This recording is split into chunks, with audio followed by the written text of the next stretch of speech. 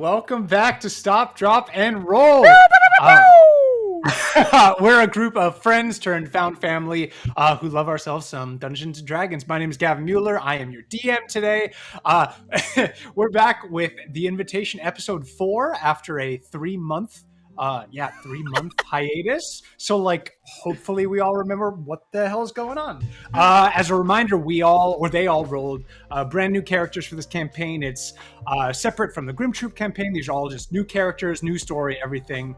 And this world takes place in Silverdale. But without further ado, welcome back to Mayfield Manor, and let's meet our investigators. Daniel, we're going to start with you. Hey, what's up? It's Daniel, former DM, current sexy lady. I'm playing the elf lady Sirios Aladavena, rogue, pretty awesome, and her pronouns are she, her. Up next, Becca. Hey, what's up? I'm Becca. I'm playing Moshka, the human monk, and Moshka uses she, her pronouns. And Kyle. Hello, I'm Kyle, former smart gnome, current idiot fighter. Lord Zane, pronouns he, him. Amazing. And to close us off, Andrew. Yo, I'm Andrew. I'm playing the drow warlock Jeshuara Mozambrum. And that's he, him the pronouns. We do not have Zach this week because he has a life and we don't. Cringe. Him. How dare and that's you. going to be everything. How dare you So, have a life. all right, we'll grab a drink, have a seat, and get ready for some hot dice-based storytelling. Roll the intro, or we're not doing an intro. We're just jumping straight in, aren't we? And welcome back. Ooh. All right, and last we left off on an invitation. The 5 of you, well, 4 today, minus Reggie, arrived at Mayfield Manor after having received separate invitations from Margaret and Hatham Mayfield for a supposed mass celebration in your individual honors. Upon your arrival, what awaited you was not a lavish celebration thrown together in your honor, but rather no celebration at all. In fact, there was no one to greet you upon your arrival to the manor.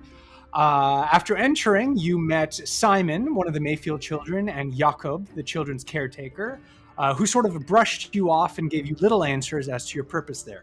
You soon met Lori Darling. You learned that not only is there no celebration in your honor, but that it was all a ruse to get each of you to come to Lori's aid so that you may find the missing members of the Mayfield family.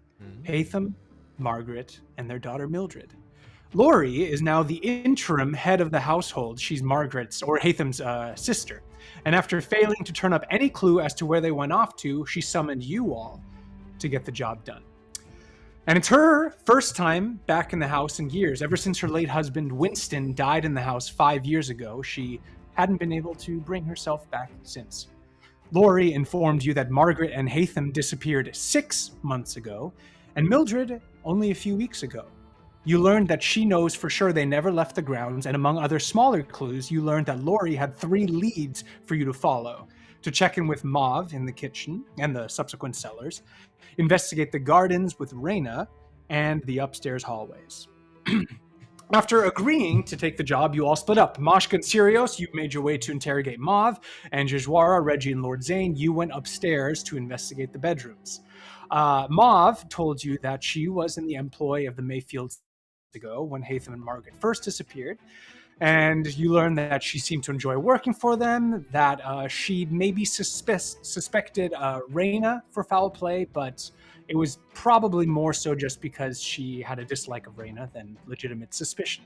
Jajwara, Reggie, and Lord Zane, you upstairs ran into some spiders, some animated armor, and a few traps. And after Lord Zane, you singed the entire library handily, a lot of the books. Blew out Moshka the and fucking Sirios, window.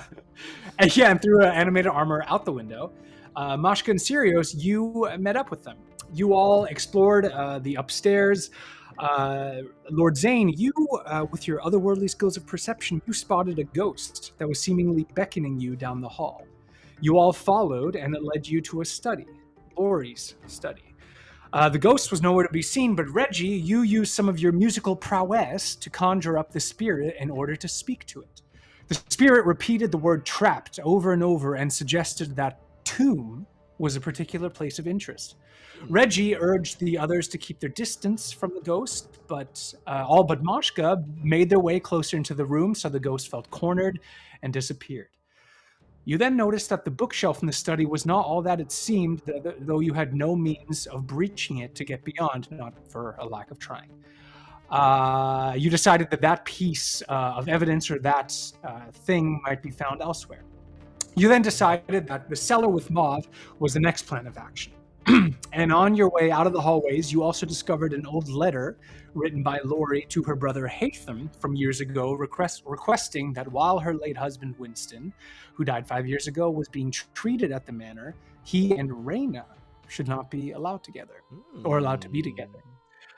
So you all, and this is where last episode picked up, you agreed to continue your investigation into the kitchen cellar. Mauve pointed you in the direction of the cellar, and you entered. Lord Zane, you and your battering ram revealed a hidden doorway in the stone wall that led down a flight of stairs. Moshka, you noticed some recently disturbed jars of candy on the shelves and pocketed a few pieces. Sirios, you noticed the footprints and drag marks in the dusty cellar floor that led to that same staircase, and you also found a necklace, a long chain with a fitted piece of stone at the end. Jajwara, you found it to hold no magical properties, but pocketed it for later nonetheless. And upon descending, you entered a large cave system. After a brief battle with some spiders, you made your way through the hallways of the dungeon system to a strangely occupied room. You found papers, journal entries, a bed, old dishes, and pieces of furniture, all from Mayfield Manor, seemingly.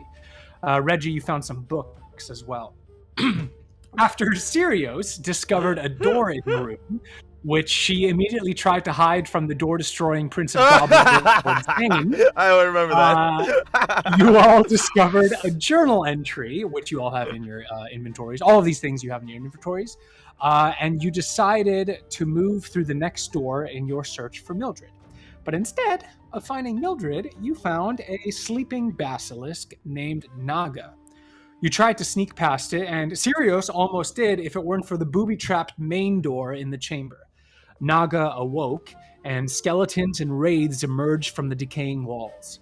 After a lengthy battle, which included a lot of spider punching from Moshka, ditty humming by Reggie, portal opening by Jajwara, crossbow finesse by Sirios, and a climactic destruction of Reggie's loot by Lord Zane, you found beneath the remaining ashes of Naga's corpse a collar that read, Naga, property of WD.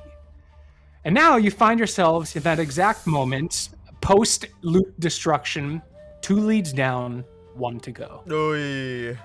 Oh, loot kill, baby. Loot kill. Oh, hey, my bad, dude. This was yours, right? Everyone, I found something. Right here, and I'm gonna take the collar because I was the one reading it last time and hold it up in the air. Yep. The initials say WD. Winston Darling. That is not good. Maybe that's what they want you to think. I mean, I'm gonna look at the engravings. Like, how old are they? Can I tell? It's not really. It is engravings, but it's more so something that just like one person would create of themselves. It's not like etched in stone, really. It's more like written on with like some sort of written on with ink. But it's not that old, maybe just a few years, probably. Like nothing older than that. A few years. That probably makes sense for Winston, who lived in this home and was probably doing some weird fucking things. With Can you make my echo down here? Just so I can swap places and teleport. Absolutely. I'll drop them in for you. Thank you. Right. But we wanted to take a look at that door, right? The one over there by you, Mashka. Yes, right. Right. Hang on, let me I'll let come me on check over it as out. well. I want to sort of scan the door for any kind of a visible trap Yeah. Go ahead or like and alarm trigger. Didn't we set it off the alarm last time? Isn't that what awoke the Naga? Yeah, No. you set off. Yeah, there was a magical alarm set on the door that Sirio set off last time. Oh. You can definitely look for it in like non-magical traps, Moshka, if you want to do that. Yeah, why not? Give me a dirty little investigation roll. Filthy Jeshawara, investigation roll. at the same time, is gonna hold up the crystal to his eye and look for any magical effects on the door. Okay. Gavin, can I help my girlfriend? Yeah, help your Let's girlfriend. Go ahead. go. I'm Take help action. take the help action to help Mashka. So you get okay, advantage. so I Moshka, get on your advantage. Well, Yep. the first roll was a 24, but let's roll Jeez. it. God. Yeah, it's a 24. Let's Okay. go. There are no traps, physical traps whatsoever on the door. It looks clean. It looks, kind of old and like it's not opened very frequently. And there's a lot of like bruising on it from all the times that the basilisk seemingly hit it randomly or spiders hit it or whatever. But no traps. Jeshwara, you can cast Detect Magic at will. Is that correct? Yes. All right, so you also you detect faint flickers of that warding spell that was on it earlier, of the alarm spell, but that is no longer there. You don't detect any current magic occupying that door space. It seems as if the door is safe to open. Yes, I'll gesture agree. over to Mashka and say, "All yours." Mashka kind of looks at you, Sirius, and gives you a little half smile. And she creeps over to the door and pushes it open slowly. Okay. As you do so, you are immediately greeted with the night sky. You find yourself out on the grounds of Mayfield Manor. You don't recognize the area, and the mansion itself seems somewhat far away, but you are down a hill from the manor, and this door leads into sort of hallway out to the grounds of Mayfield Manor. Oh. This is very strange. Very strange indeed.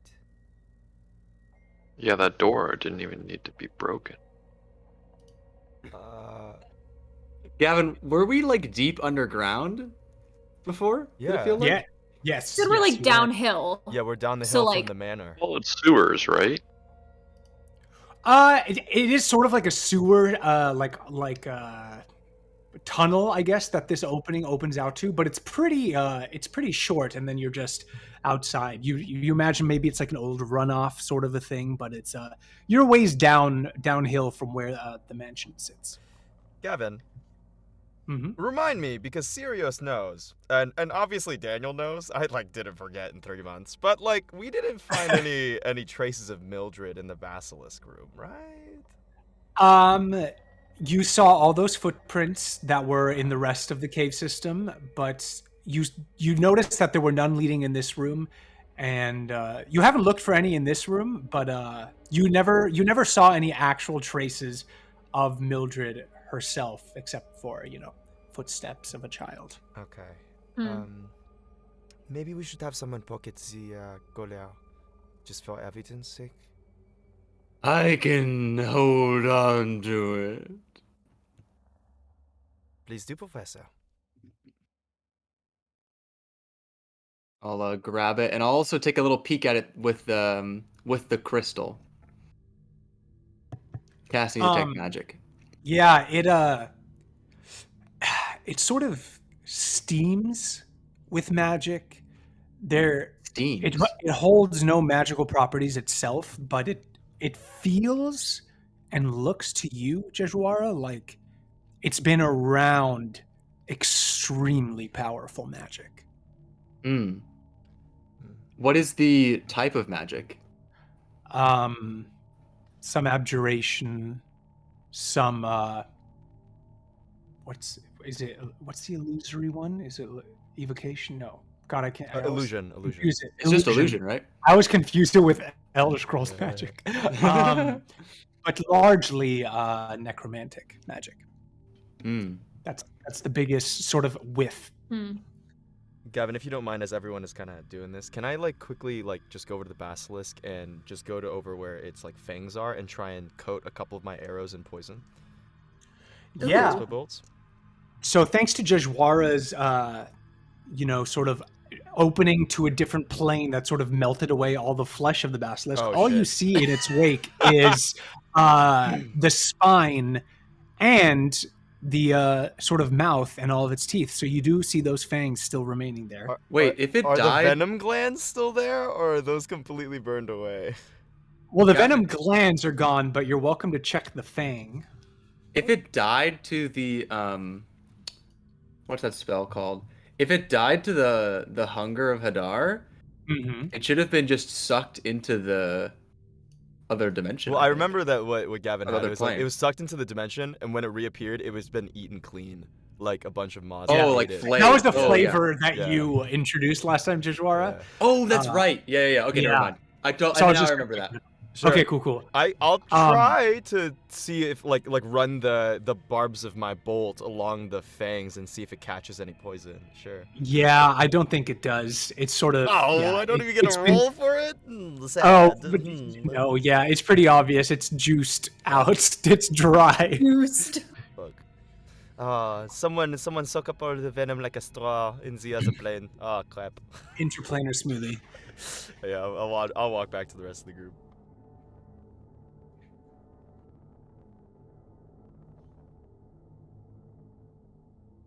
Shall we continue?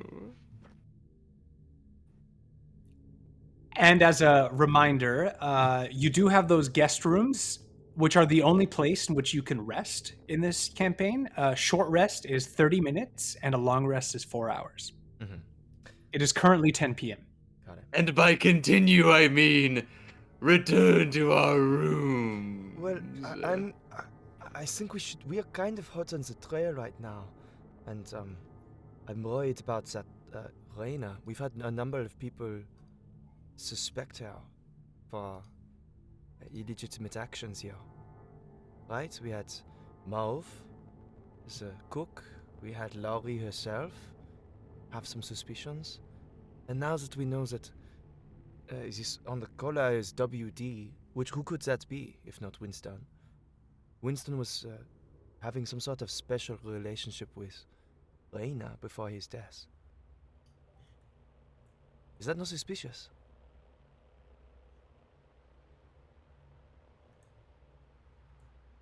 Or it sounds suspicious. The way you say it sounds suspicious. Maybe I should try a different intonation. Yeah, try that. Can you do a different accent, maybe? Maybe that'll get it Maybe- across. Whoa, I think God just spoke to me from the heavens. Oh my God. Now No, that is suspicious. Whoa, no. Maybe Winston and Reina were meeting up before he died. There are definitely I suspicions think that still sounds a little suspicious, you know. Maybe it sounds a little more flirty, but it's still suspicious. I don't think Yes. you're alone in suspecting this. Well, what do we do from here then? Well, if any of you little boys need to go and take a nap in the room, you can do that, and Sirius, I will continue with you. My 3 little boys are already taking a nap. We're good. I will be catching up with you then. You know, these old bones. Very well.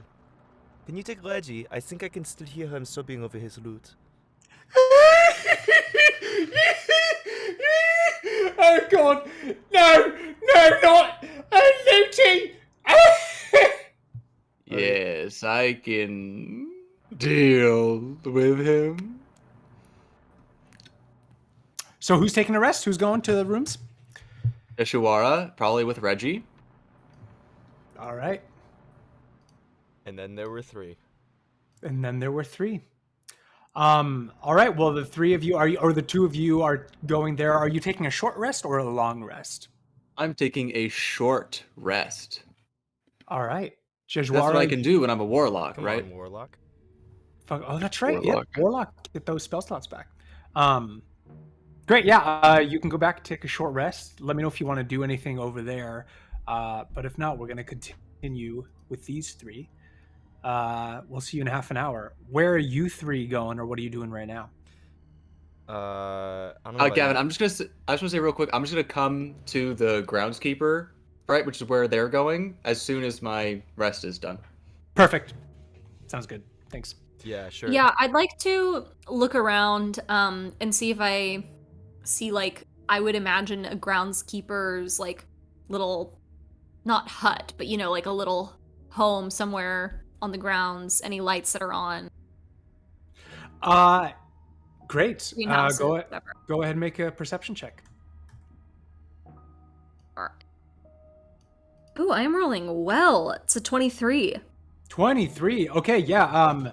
So you don't see it right now, but you actually remember that earlier someone had spotted, I don't remember who, but someone spotted from the upstairs windows sort of like a glowing hut off in the distance. And you remember overhearing that discovery, and it's sort of on the other like adjacent side of the house. But you estimate you could make your way there in about 15 minutes walk. Gotcha. Mashka looks over at Sirios and raises an eyebrow and says, "What do you say we pay a visit to this Reina that we've been hearing so much about?" I think that's a great idea. Give me 1 second. I just wanted to look at the ground around here. And then Gavin, Sirios is gonna start taking a look around the entrance to this door that they opened in these catacombs and see if there's any footprints or any tracks or a huge fucking like snake trail cutting through this, and if it leads to or from anywhere, if they're relatively recent. Yeah, great. Go ahead and make that little investigation check. Oh, baby. Oh, that's a terrible. Okay, so I roll advantage, thankfully. Thanks, because that was a nat 1 and then a 19. Ooh. So that's 26. Okay, with the Damn. 26, Damn. you see the snake prints all over the inside, of course, on the inside of the door, but none on the other side. Okay, so not on the outside in the ground. Not on the outside in the ground, exactly. You do see the huge sort of snake strides do take up most of like the ground real estate here, but you do find a pair of adult footprints sort of interspersed throughout, and you do see those footprints making heavy traffic patterns in and out the door, but you do not see any children's footprints going that way. The adult footprints, do I see them lead anywhere? You see them going out of sort of that little tunnel and then out into the grounds, and then through there's like mud and trails, and you could continue to track it if you like. I'm gonna put a hand on Mashka and on Lord Zane. Here, look. Fresh as day. I'm afraid these aren't footprints of a little girl, but maybe an adult man? Yeah, I'd like to follow the footprints. All right. Since you were going on the grounds and it's sort of really like it's been raining a lot, it's really like muddy terrain. I think this is gonna have to be a like a nature or a survival check. I don't know if investigation will cut it. So either of you, whichever one you want to do. Or Lord Zane. I don't know which one of us, because I'm pointing out to Lord Zane as well. I'll help whoever decides to try in the role. Can we both try? Or that. Yeah. What are we trying? Survival? Yeah, survival or nature. Okay. Oh, not bad. 16. 16. Okay. Yeah, you see. So, Lord Zane, as you're sort of walking through this tunnel and making your way out, it immediately turns to mud. which, the mud on top is fresh, but sort of older footprints are sort of caked in previous mud underneath. So you can track some of those. And like I said, it's a lot of pairs of footprints of this sort of same footprint, a lot of different traffic patterns.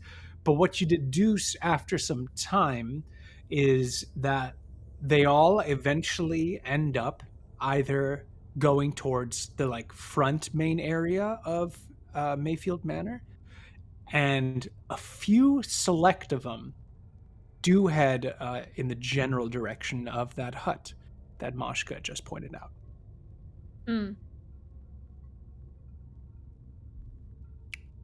It seems like there was an army.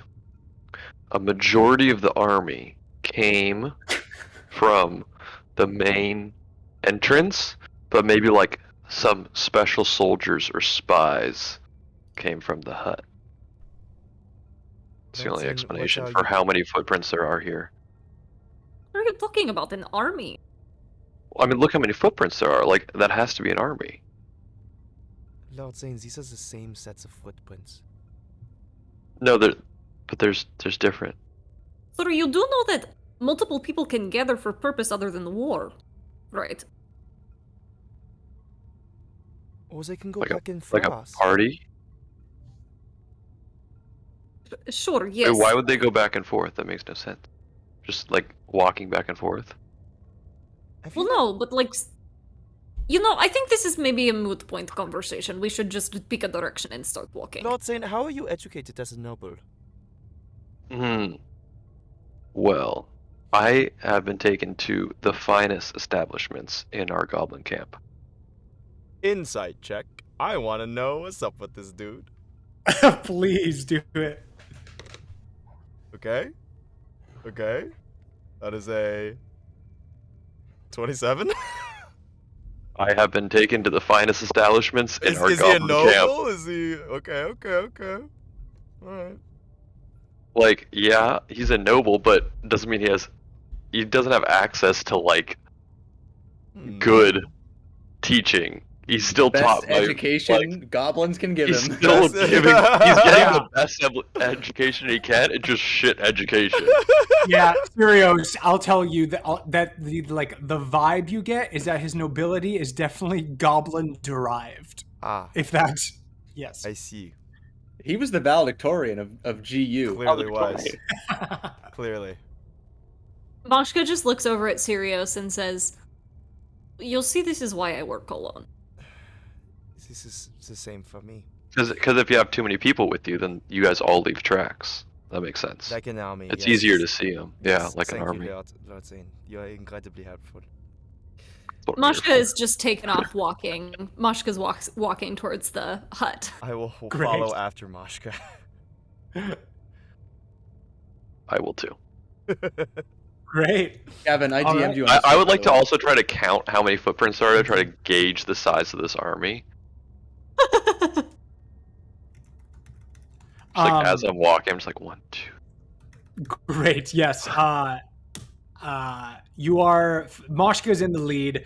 Sirios, you are behind, and Lord Zane, you are decently far behind as you are counting these footprints. You make your way through these sort of marshy, muddy walkways. Some are small little abandoned gardens. Others are just little paths near little ponds, and you sort of make your way through this. It's pretty easy to make your way through, and about 5 minutes into your journey, you eventually find that same glow of the hut that someone had spotted earlier. And as you approach, you see... Oh. Ooh. Very set close. against the sort of moonlight, you find Reyna's hut nestled Hagrid? up. Hagrid? Hold on, let me Stardew Valley. just Stardew Valley. You're a wizard, Harry. You're a necromancer, Winston. Sorry. You find Reyna's hut nestled up against a sizable tree about a half mile from the manor. A roaring creek runs up the side of the hut. Frogs are croaking, but no other sounds to be heard, oddly enough. The moonlight seems to be descending upon the hut, not as a general glow, but rather as a sharp beam coming down from one point straight to the other like a line. The lights within the hut are on, even though now it's, almost 10:30 at night. The lights are on and the sound of some slight activity is to be heard within. And you make your way up to the hut. How would you like to approach? Do we hear any voices, like one voice, two voice, or just sort of like the sound of someone around? What you initially hear, sort of what I just mentioned as you walk up, is just sort of like the clamor of activity. Like someone is not trying to be quiet in there, but you initially do not hear any talking, any conversations. All right. I think, Mashka, I don't know about you, but maybe we can start it by making sure we don't give away that we are suspicious of her. Like pretend it was the same thing we did with Mauve. And then, if anything goes wrong, then maybe you can take the lead for your expertise. Yeah, this seems like a good idea. And to be clear, when you say sort of like the same thing we did with Mauve, are you wanting me to do the quick punches? Only you want to... If you think that's necessary? Yes, you did not seem to be very pleased by that last time. I did notice. I'm extremely perceptive. I was alright with it. I was just worried she might see through our ruse, but she was a very sweet lady. Maybe Reina, if she is who we think she is, will be a bit more suspicious of something like that. Alright, I understand what you're putting down to say it. I'm picking it up, so this is good. We do this. I think so too. Lord Zane. How do you guys think the tree got so big? I mean, this one is massive. That is a good question, Lord Zane. Do you want to examine the tree while Mashka and I go in to talk to Reina? Maybe there's something very evil about the tree that you're picking up. Yes, you should really spend lots of time, make sure the tree is not evil or sentient. Yeah. Lord Zane would like to take out his battering ram and just start walking towards the tree. Oh God. Lord Zane. Yeah. If anything goes wrong, I will let out a little bit of a cry, and if that happens, feel free to break down that door. Like a baby cry? No, I will yell or scream. Okay. Okay. So okay. Right. You'll be. Can't wait to hear. I give a little thumbs up to him in his direction. Can't wait to hear about his evil tree. Okay. I would like to start walking around the tree looking for a weak spot. Great. Yeah. Okay, yeah. Roll an investigation for that weak spot. Gotta be here somewhere. Poor tree. 17. Okay. I mean, this is an old and sturdy tree. Like, this is a chunky tree. And you don't necessarily find a very soft spot, but you find sort of the spot where the bark seems the most brittle, and maybe the wood underneath is the softest. Sounds good. I would like to hit it with my battering ram. Oh God! Preferably before they knock on the door, just so this lady's like, "What the fuck?" Yeah, you all were gonna walk to the door, but you see this happening, and yeah, you're just watching. Okay, do your strength +4, right? Is that what it is? Sounds good. I don't really remember. I think strength check +4. Oh shit. 29. Oh my God. Jesus. And the tree collapses on the hut. The Feywilds explode. Oh, guys, don't you worry. You open a portal to the Feywild. Oh God. You flex your muscles and pull back this battering ram, and you smack this tree like you've never smacked anything before. And this battering ram is a blunt instrument, but you hit the tree so hard that it becomes a sharp instrument, and you sort of impale it into the tree, and you notice it's sort of lodged in there, but the tree didn't move. There's no portal inside that opened. There's definitely no door. But your battering ram is just kind of lodged in there now. So Okay. Now I'll probably spend a few minutes trying to get it out and like looking around. nice. Oh yeah, really. He's doing the work for you guys over there. Yeah, jump cut back to Mashka and Sirios. You are walking up to the front door. There's a lantern by the front door, sort of glowing, illuminating the porch. And there's a door with a little like silver brass or a metal brass knocker. Boom! Oh. I guess we knock. Do you think she already knows we're here because there's a big boom in the background? Mashka is cursing under her breath in a language that you don't understand, Sirios. And she knocks on the door with the knocker. Just before you knock, the door cracks open 1 inch. What sound is that? Who? Get off my porch! Get off my property! Oh gosh, no, I'm so sorry to disturb you. I'm sorry about the sound. Do you mind Reina, I presume? Who's asking? Hello, Reina. My name is Mashka. This is my companion Sirios. I give a little wave. Reina rolls her eyes. So you are them. You are the investigators Lori hired? That is right. Yes. Can I ask a favor of you? Of course. Stop breaking my tree and get off my property. And she slams the door. Uh-huh. Mashka looks at Sirios. So... Door cracks open again.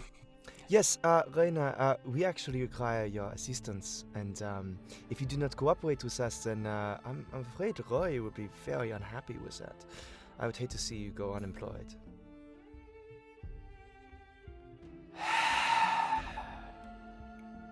And here I thought I was gonna have a nice night.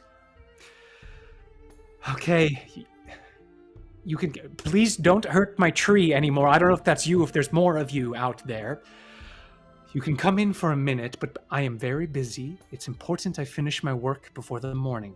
So come in, but don't touch anything. You guys hear a whoosh and then a bright light behind the tree. Sirios, why don't you go ahead? I'm just going to have a little chat with our companion. Sure, I'll see you in a bit. Lord Zane currently has the Sun Forger lit and is on fire, just like getting ready to aim at the tree. Seeing this, Mashka runs up to you. No. No, Lord Zane. I got a little bit in. I think I can take it down.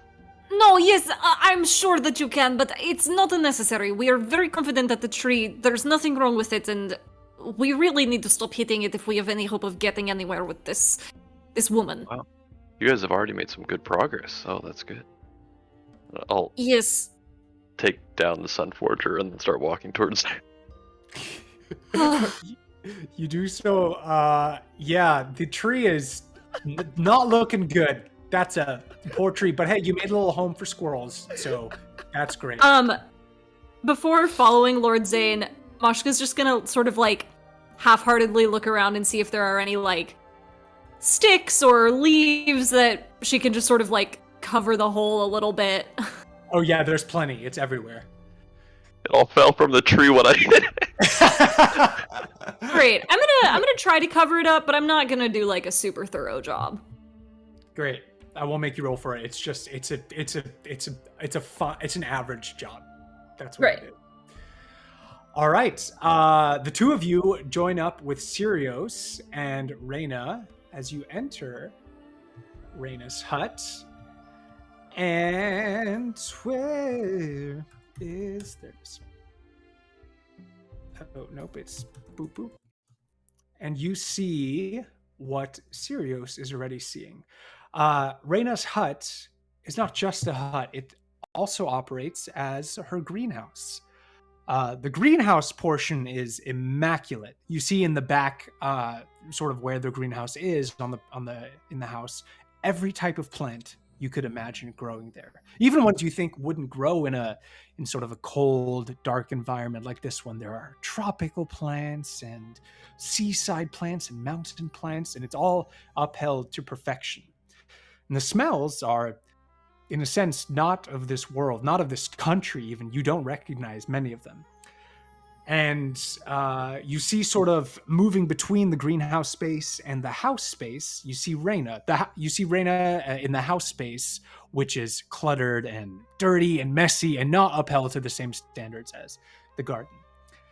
And now you get a good look at Reyna for the first time. Reyna is an elf.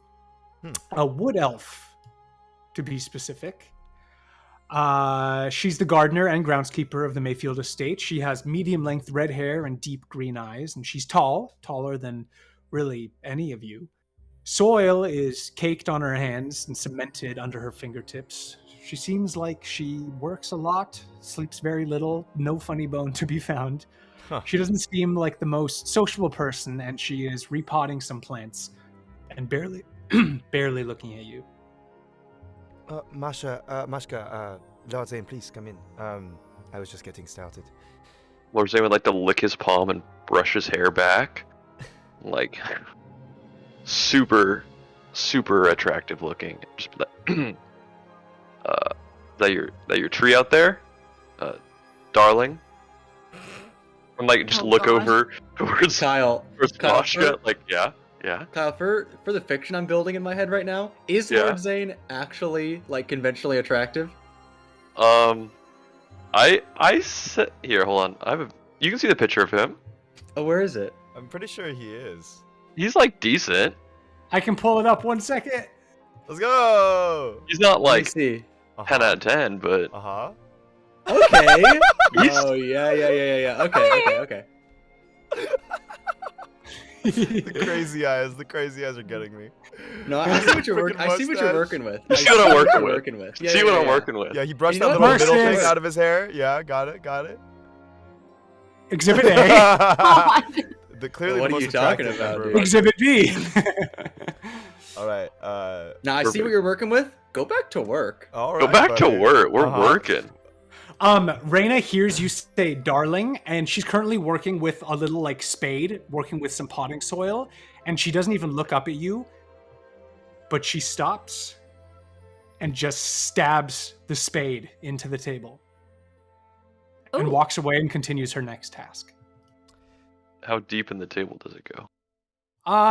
Deeper than the average bear. Yeah, that's what I was wondering. Okay. I think it's working. I assume you're the one who has been harming the tree. Oh, Reyna says this as she's going about tasks. I don't have those grand ideas. I was actually told by these two. They said that they thought Yeah, listen. magic would be in the tree, and Look, Reyna, obviously you're very busy. You have a lot to do. We have a lot to do. I don't want to waste anybody's time. If you I'm could actually just free tonight. sit I don't down know and... what oh, sorry. Mashka, like, throws an elbow into Lord Zane's stomach. Kind of hard. Reyna clocks that with her peripherals, and she, like, gives not a half smile, but like a quarter smile. If we could just... of questions will be out of your hair before you know it. Okay. You have 3 minutes. Great. All I need. And then I need to repot this one. Mashka doesn't laugh. Reyna. What Lord Zane is trying to convey is that we are in a pretty busy spot. We know you've seen a lot of investigators and inspectors come through who've probably had similar questions. But we wanted to know, we heard that You were rather close with Winston before his passing. Is that true? I don't understand why that has anything to do with your investigation. Winston passed 5 years ago. Right. There are a couple of missing leads when it comes to him, and Laurie obviously particularly cares about that. As do we. I just wanted to know, were you tending to him with medicine, or were you helping him in some way in those final hours, or did he say anything that could... If you are asking whether my medicines were used to heal Lord Darling, yes. Yes, they were. In fact, I have helped heal everyone that's been in this house. If you are asking, as Miss Darling often insinuates, that something else was going on, then I'm going to have to ask you to leave. I was simply asking as to what you were doing at the time, and if anything he may have said to you as a confidant. It's more about Winston, Raina. I'm not implicating you at all.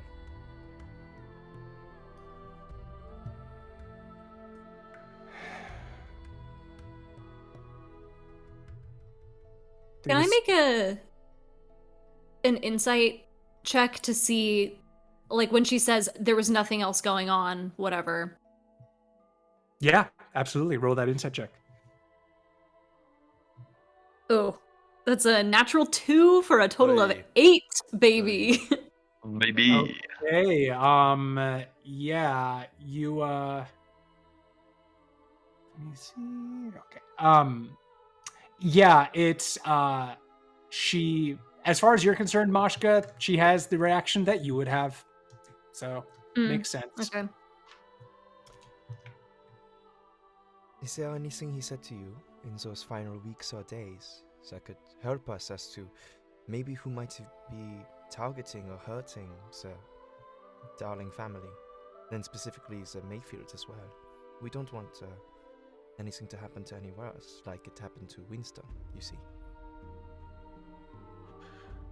Well, I can tell you, he was not very fond of his wife towards the end. Laurie found his illness inconvenient, and she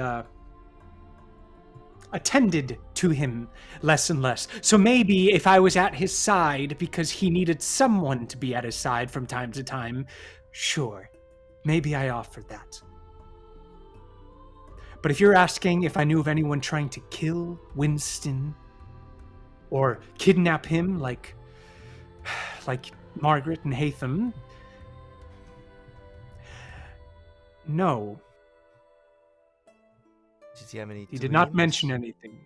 No. No, there were no dreams. There was nothing. This was 5 years ago. These disappearances were 6 months ago. As far as I know, he died an unhappy man of a lung disease, hating his wife. Mashka nods and then speaks with a sincerity that probably surprises Sirius and Zane based on what you know about her so far. I'm sorry to hear that. Clearly, you were fond of him as he was a good friend, and you seem like you were a good friend to him, and I apologize for coming in here and bringing up the past. I know that it must be painful. Thank you for your honesty so far. We only have a few more questions. She's now looking just at you, Mashka, and she adds, you know, if you ask me, Winston would be handling this situation far better than Laurie has been. And that's just my opinion. Ask your questions and then leave. How do you think Winston would be doing things differently? Well, it's been 6 months. Winston would have found them. He would have thought outside the box. He would have taken actions that a lord of a house would. Not these sort of petty attempts at whatever Laurie has been doing. Lord Zane perks up when she says Lord of the House. I understand. Moving along to Hatham and Margaret and their disappearance, do you recall seeing anything out of the ordinary in the weeks leading up to the disappearance? Anything that you've heard, anything you know that could be useful to us? I'm sure you're tired of answering these questions from everyone who's been coming through. No, nothing suspicious. Except, well, I had assumed that Mav or Lori or someone had told you, but recently, the last few months, there is some troubling things have been happening near the cemetery nearby. Unnatural magics emanate from there. Plants die. Animals won't go near it. I won't go near it, that's certain. Something is happening over there. And I don't know whether it's connected to their disappearances, but all I know is it's bad. And in my opinion, worse. Because that forest and that cemetery and those animals did nothing to anybody. So if you want to help, go over there. Check that out. We'd be more than happy that to, is- wouldn't we, Lord Zane? Yes, I would love to check that out. Could you point us in the direction of the cemetery? She points, Lovely. arm stretched. Speaking of animals, this question might come as strange to you, but you don't know of any snakes on the property, do you? Mashka, she just pauses for a brief second, like she was holding her stomach for a brief second, and then continues like nothing. Insight No, check, there are motherfucker. no snakes on the ground. Yeah, me Insight too. check, motherfucker. Me too. Roll them, baby. Zane, I you think- want to? It's fair I game. think I'm too distracted right now to. Okay. Zane's like, insight check her eyes. Yeah. Ooh, Insight check her 20 hair. Is it natural? 23. Is it natural? 25. This is pretty nice. Ooh. It is, as you are inciting her right now, it is at this time that you hear a familiar voice walking up to the porch and sort of narrating their approach to the door. Jajwara, you're walking up to the hut. Gavin, can I actually talk to you for like a brief second in another call? Whispers? Yeah, right now. Okay, let's do it. Let's go What to the group chat. hell? Real quick. You can also message me if you want. Okay, Whispers, we're doing it, I guess. dude. Whispers. Whoa. While we're over here, I'm just gonna like elbow Lord Zane, and I'm just gonna go. If you want a shot at her, maybe help out with the cemetery, and I can help you when we get back. Be like a wink woman, yeah? And I give him a little wink. Oh. Yeah. What do you need with the cemetery? Just posture a lot, Just- and we'll make sure you do a lot to help out her Just do a garden lot, and her plants, yeah. and don't harm her plants. Don't know. Yeah. Is she? Yeah. She You think ca- she'd be into that though, right? I think she cares about the animals and the plants, and if you do She cares something about like the that- animal. Yeah. Maybe like bring her back the animals because she cares about them a lot. Don't you worry. Don't you worry. Oh, flowers! No, she would. I feel like she'd be super into flowers, right? Because like, We'll figure it out on the way. okay.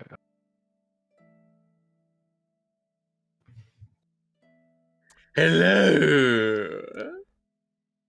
Sorry Welcome to back. you.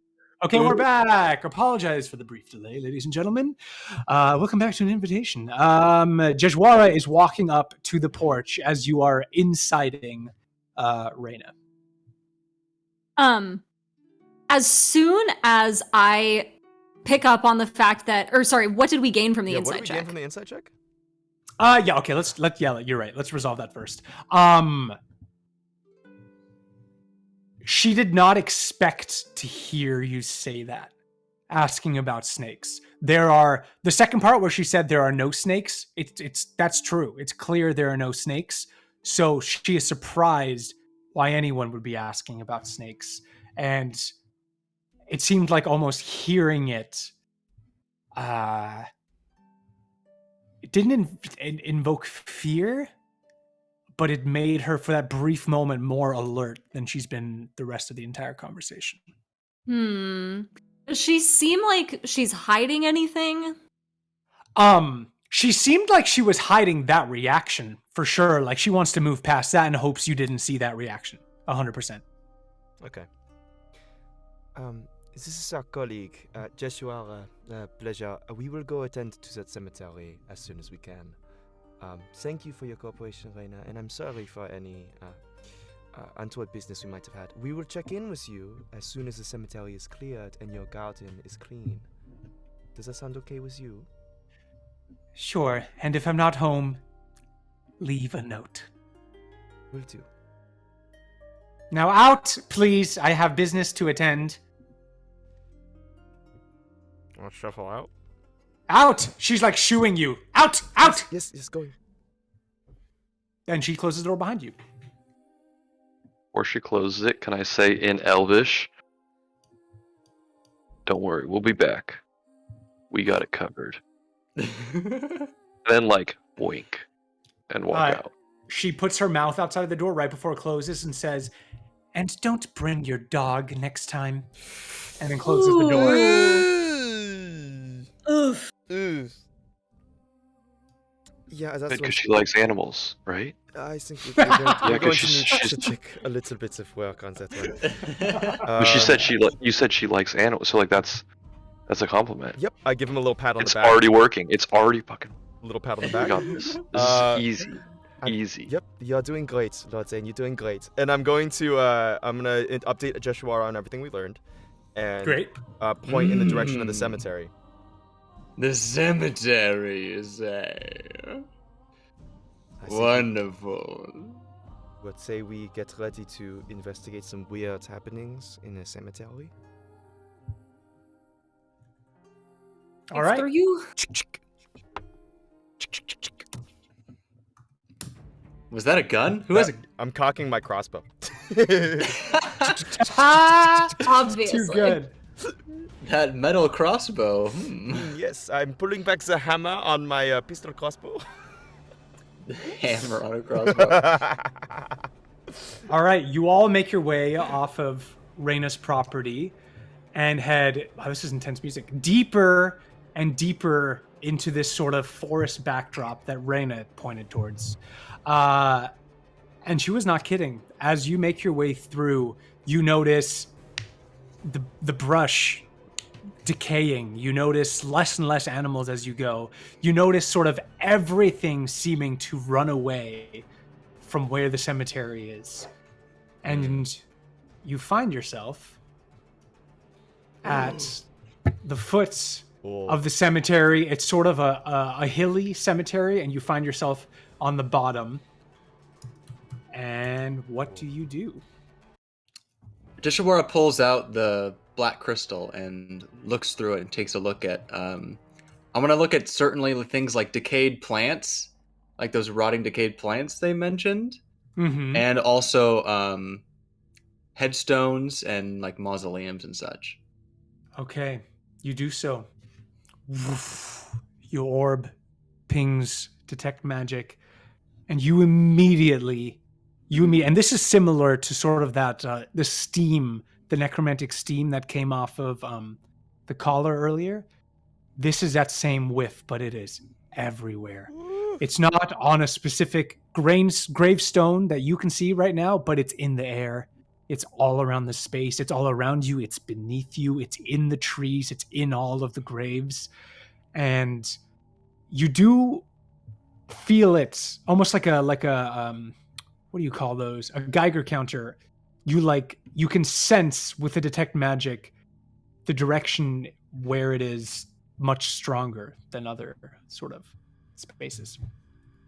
So I can detect the source of this? You mean? see, Yeah, you see that the source is in a direction. You don't know where exactly, but sort of your detect magic is like guiding you in the direction of the like growing intensity of that necromantic magic. I have a quest icon on my compass. Interesting. It seems we should go deeper into the cemetery. Who wants to take the lead? Well, I can. I got this. I'll high five my echo and then take the lead. Okay, is your echo going ahead in front of you? Yeah, just a little bit. Yeah, Lord Zane, you make your way through the cemetery with everyone following. Soon enough, you realize that the cemetery is sort of like a large rectangle. And as you make your way through, you see gravestones for sort of like ancient lineage people of the Mayfield Manor, people that lived on this property long before.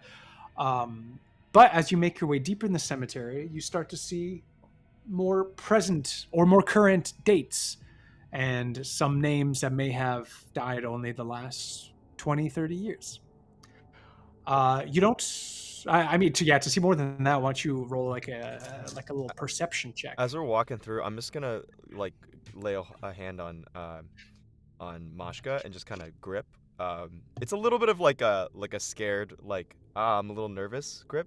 I'm just right behind Mashka, just with one hand on her.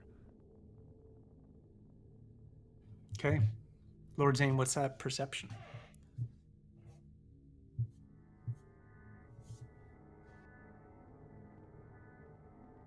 I was muted. 11. 11. Yeah, you start to see some newer names, and you do actually spot, sort of as you get deeper and deeper, and everyone's following.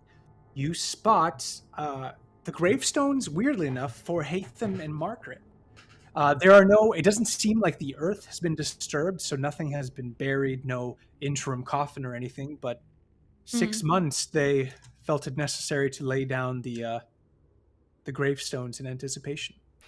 With an 11, you also just notice that there's a lot of like scary looking crows, and those are for some reason the only animals in the space.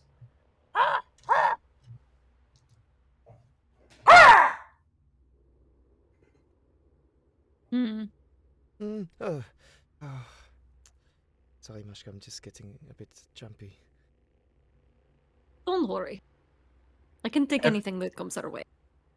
Every 15 feet or so, as y'all are moving, you hear a crackle in the brush, but you see nothing. And you look. 15 more feet. A crackle in the brush. 15 more feet. A twig snaps overhead. 15 more feet. The ground maybe vibrates a little bit, and then it's nothing. What is going on? Jejwara, do you still have Detect Magic up? I've been looking through the glass this whole time. Okay, so you're sort of coming up on everyone's 6 then, as Lord Zane has been leading. But as Lord Zane is leading you deeper to this sort of central part of the cemetery, the ping indeed gets louder and louder and brighter and brighter. And before long, it's not hard to deduce, because before you all, you see a mausoleum standing at the center of the graveyard. And that is where your orb is leading you, Jeshwara. That's the ping. Is there a name on the mausoleum? Well, there is writing up above the mausoleum, but it's in a language. What languages do everyone speak? Common, Elvish, and Undercommon. Yep. Elvish and Common. Common, Elvish, and Thieves' Cant. Elvish and Gun. Great. All of you read this because it's just in Elvish. Oh, great. Correct. There is no name for the mausoleum, but there is sort of like a panel inscribed above the. Well, first of all, there's a door, which is very obvious to see, just so you know, Lord Zane. And above the door, writing in sort of like a little etching stone piece. It says, "To break the locks and lift the steel, join the parts and restore the seal." Huh. Strange text for a family mausoleum. I'll pop that in the Discord so you all Joins the know. parts. To break the locks and lift the steel, join the parts and restore the seal. I haven't seen any seals around here. I don't even know if we're near the ocean. I think you're on the right track, Lord Zane. Look for water. And I'm gonna start examining the outside of the mausoleum for crests or seals of like that similar seals that you would find on like a letter, like an insignia. I would want to look for anything like that. Yeah, I'm going to give that to you right away because it's clear as day. Okay. There is this door underneath, sort of like there's a big sort of stone slab door, and in front of it, there is a steel gate. And right next to that, sort of on the side, there is sort of a circular divot in the wall. A little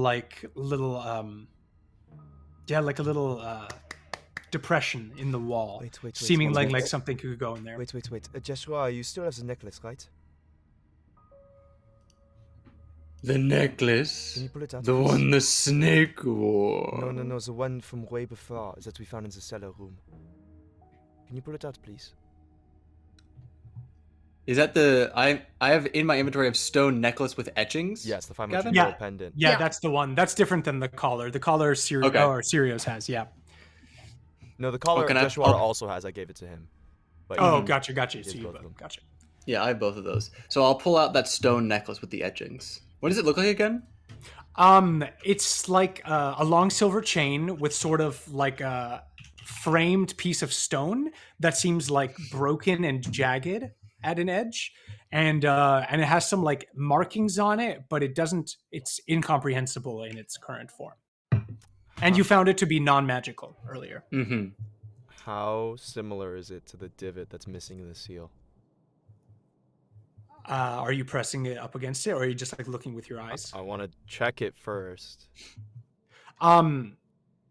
Yeah. Why don't you? How about this, Joshua? Why don't you press it against the stone? You want me to? Not saying if you'd like. Do the honors.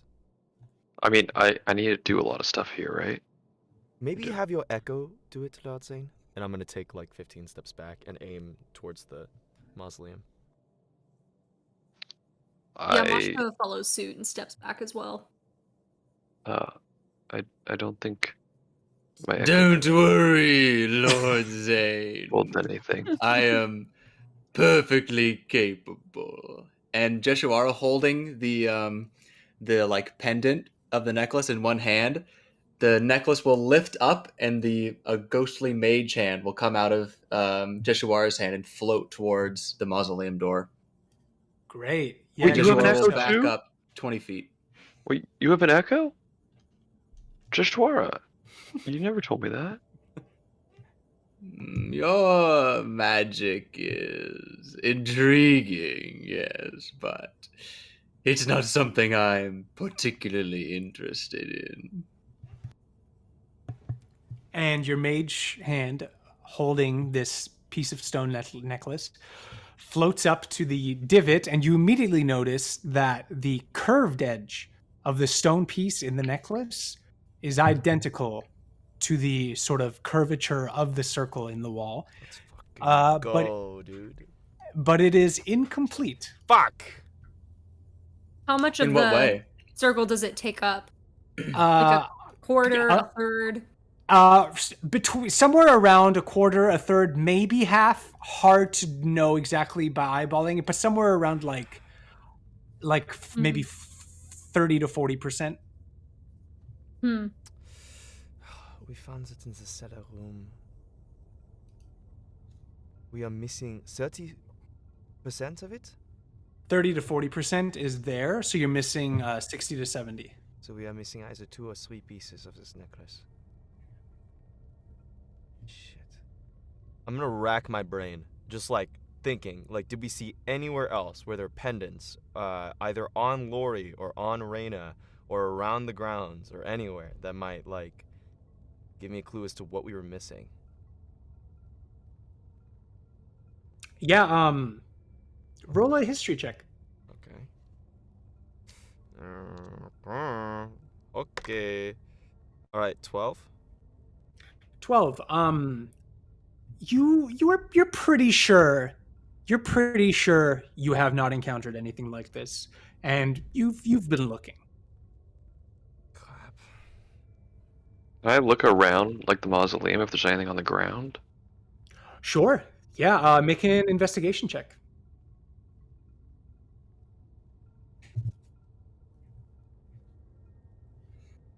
Five. 5. No. There's a bunch of rocks and they are shine a little bit, and you're like, yeah, this one, but it's just a rock. And Lord Zane, what are you find doing? Trying to find the rest of it.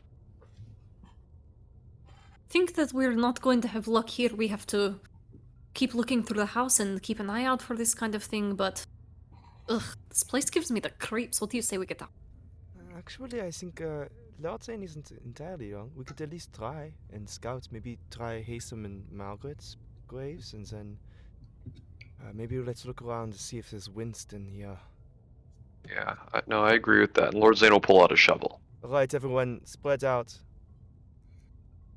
Gavin, I want to stay by the mausoleum for a little bit and look at the like divoted part of the mausoleum door with my black crystal. What's the black crystal again? Is that the detect magic? It's detect magic, yes. Okay, great. Yeah, I'll just give you this right now. You also notice a lot of abjuration magic in that space. But that's really it. Abjuration magic near the door, and then all of that goddamn necromantic magic within. All right, where's everyone looking in the cemetery? I would like to look at Winston and Haytham's, and Haytham and Margaret's graves. Yeah. Yeah, let's start with you. I'm gonna follow him, just carrying my shovel on my shoulder. Great. Yeah. Yeah, and we'll say that you're actually leading him because Lord Zane, you spotted their grave. Excuse me, on the I'm way a up. woman. I am a she and a her. Oh shit, Mabi. You are leading her, Sirius. Leading she? You're leading she. I'm leading she. To where you saw the gravestones before. And you come across them, and yeah, as I mentioned, there's no like the earth has not been disturbed, but there are pretty new gravestones there, and the current year is marked as their year of. I would like to disturb the earth. Yeah. Okay. Yeah. Make a little strength check for me. Yeah, I'd like to just check the gravestones cursory glance to see if there's any stones that look like this. I didn't. Great. That's pretty investigation for you. low. 16. 16. Yeah, you start digging. And it doesn't seem like anyone has done this before. This earth seems pretty immaculate, but it is like necromantic soil, so like maybe you'll find something. You start digging. Sirius. Yep. What was your roll? Do I need to make a roll investigation or what? Yes, investigation. Okay, Sorry. sounds good. No worries. That's another 25. Amazing. Yeah, so you see this like new these new headstones. You see some flowers that have been placed, but not many, maybe like 2 like flowers, just like probably from people on the property. And you notice nestled in between their graves a jagged piece of stone sticking out of the ground with a glint of moonlight. Picking it up. Nice. And it is similar to the other one. It has the same sort of curvature to it. I raise it up to the moon, and I say, Lord Zane, look, you disturbed the earth. It's right here. You dug it up. You did it. God, I'm so good. Gosh, you did such a great job. You can tell that to Reyna. Oh. Reyna will be so excited. Yeah, I'm gonna show it. Oh, yeah. Should I go now?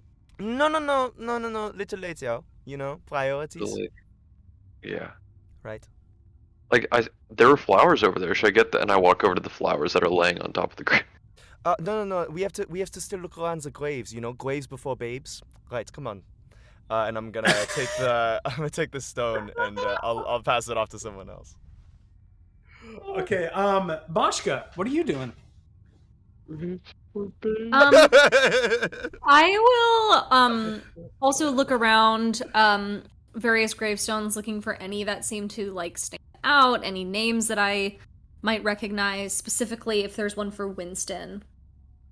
Okay. You roll an investigation.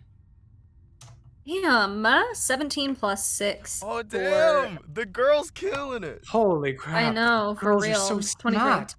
All right, yeah, you find a bunch more gravestones, lots of names, lots of years. You don't really recognize any of the names. You haven't really heard a bunch of names being dropped as you've been on the property. You see a lot of Mayfields, a lot of sort of adjacent names. But as you sort of exhaust your search, you notice that there is no Winston gravestone. There is no like what do they call it? Yeah, gravestone. There's no gravestone for him in the like greater cemetery. Am I still, as I'm walking around, am I still hearing the like snaps and crackles of branches and leaves or whatever? Yeah, you are. And in fact, with a roll like 23, you hear a lot of snaps and crackles and pops. And after a while, thank you. After a while, Rice crisp. After a while, you start to notice that one tree in particular, sort of near the mausoleum, is just creating a lot more disturbance than any of the other trees. And, you know, in that moment, you really think nothing of it. You're just like, wow, that tree's kind of noisy. But when you look in that tree's direction, you do see something shiny up in the tree. I would like to investigate. Okay. You do so. You come near, and with that roll, you see a little sort of like shining, slightly metallic, slightly stone piece, similar to the others. This one on a chain as well, and it's sort of like hanging and like lodged onto one of the branches up above. Hell yeah, I'm gonna grab it.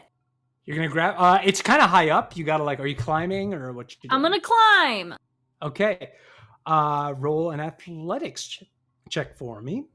Can I do like I'm gonna like get a running start and try to like run and then like hit the tree with my, like try to run up the tree as far as I can until I can like push off and like jump up and grab a branch. So it's a little more Hell yeah, absolutely. acrobatic, some might say. Okay, sure. Yes, roll that acrobatics check. Okay, great. Amazing. Strength score. I'll do a little like flourish, a flip maybe. Sure, I'll do a flip. Okay. It's a 15. 15. Yeah. You're running up and you're about to like dismount up to hit the tree, and you second guess yourself and you're like, maybe not the flip. And so you just jump up really deftly, but you grab onto the branch really well, and you are very near the necklace.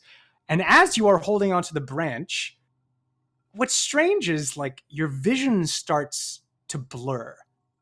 And first you're like, what's wrong with my eyes? What's happening? And before long you notice that it's not your vision blurring. It's that everything around you is shaking. And the branch starts to shake. No. And it shakes. And you slowly start to rise up and rise up and rise up. And you hear from right next to you, Oh, God. roll initiative. No! We're fighting an ant! Ooh, I rolled a nat 20 though. Oh, Jesus. And that is where we're going to take our break as well as we roll these initiatives. So we will see you all back in like, let's say 5 minutes. Yeah, Is let's cool do 5 for that minutes. one? Sounds Alright. cool. Oh, we're fighting a Back in- tree. 5 minutes. We're fighting a freaking tree. Let's go. All right. See you guys soon. I'm so stoked. Ah! All right. We're Welcome fighting a back. tree! All right. Yeah, you're all about to get engaged in some combat. So, pop out those initiatives for me. If you throw up the battle map, I can just put my initiative right into the tracker. That would be so good if I did that, wouldn't it? Mhm. What Mhm. if this whole combat was just in the mind? Huh? No. Theater of the mind? We good. Yo, look at that tree though. It's a tree. All right. Look at this. No, I'm This- more look at worried this about map. I'm more worried about the giant book in the bottom right, dude. We have to fight that too. Oh my god. Get out of here. All right. Let's see. Moshka, you are. Ooh, that's the wrong layer. Boop. Moshka, you are there. Oh my god, you're on top on of the the tree. Literally on the tree. Jajwara, you are by the Mausoleum. I love this Boop. tree token. I love Pretty this good, tree right? token. It's so good. Okay, Sirius and Lord Zane, Just one you were. we were by Winston and Boris Graves. Mm. Yep, which are right here, and there's Zane. Boom, and Oh, I'll just drop your echo next to you so you have it, my boy. Sounds good. Thank y'all. You're welcome. All right, yeah, let's get those initials going. You We're got 22 for fighting a freaking Jerry. tree, dude. Moshka, what's yours? 24. Okay, 24. Sirius? Mine was 16. Okay, boop. Zane? Also 16. Hey. Who has the higher dex? Probably Sirius, right? +4. Plus 4 minus 4. Ah, yes.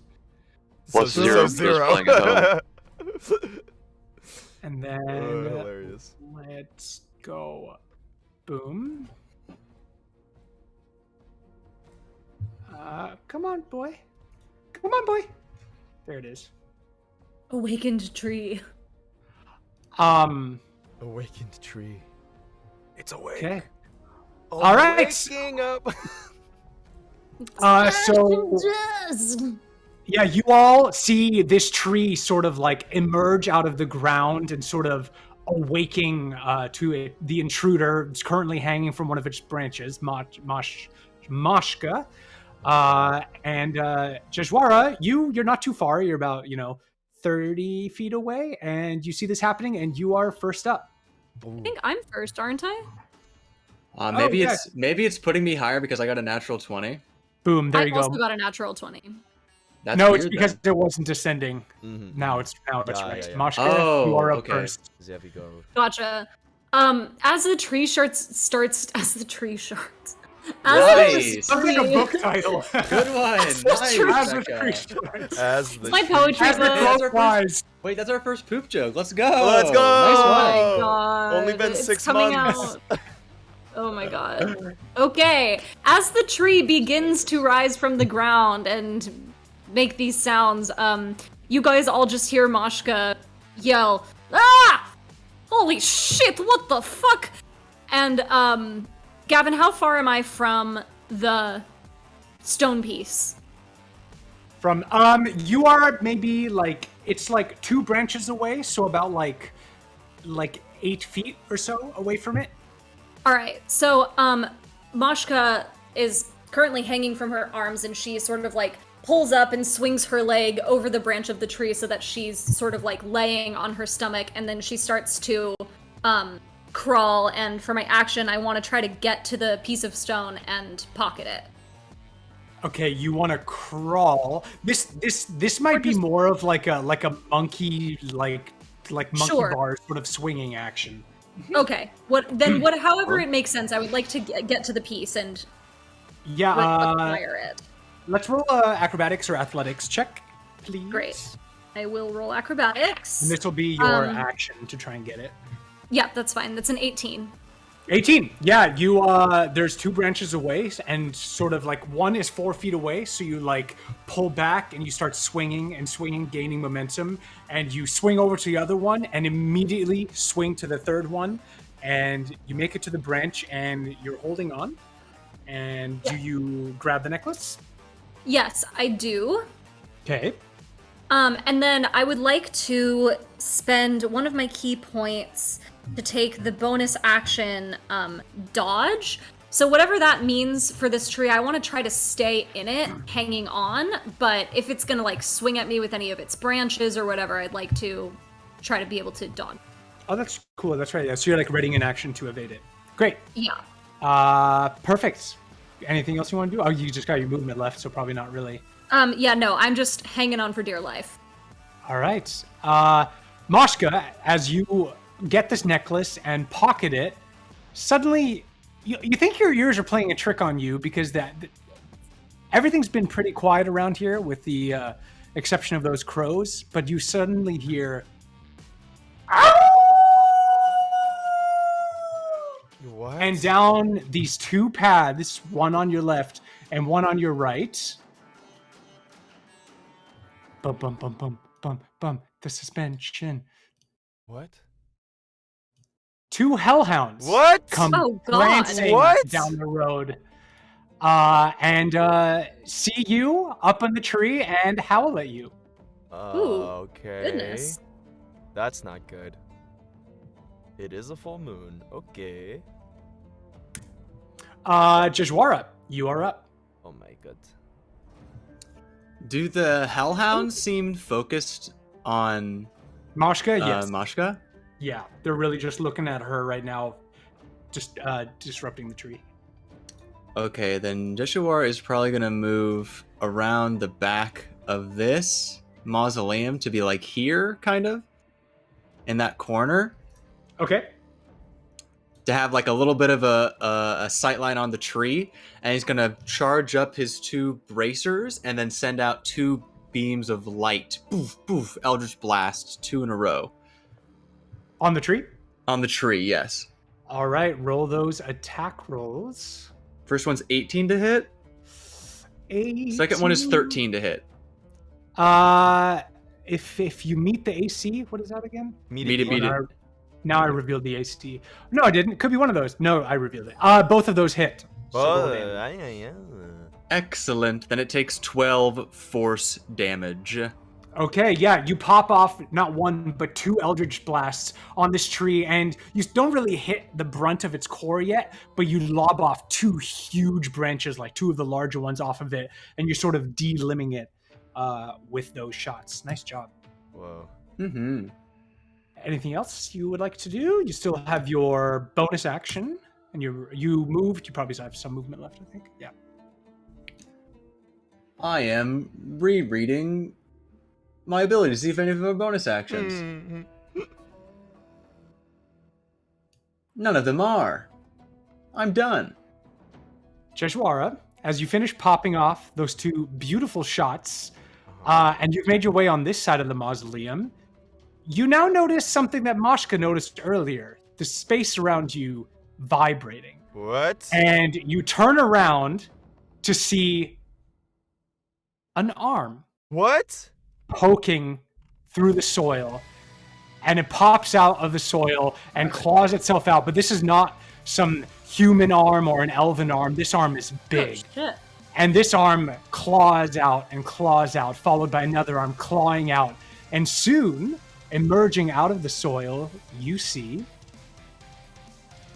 How many goddamn things? What the fuck? a Oh giant my God. ogre-like zombie staring you right down. And that is the end of your turn. Sirius, you're up.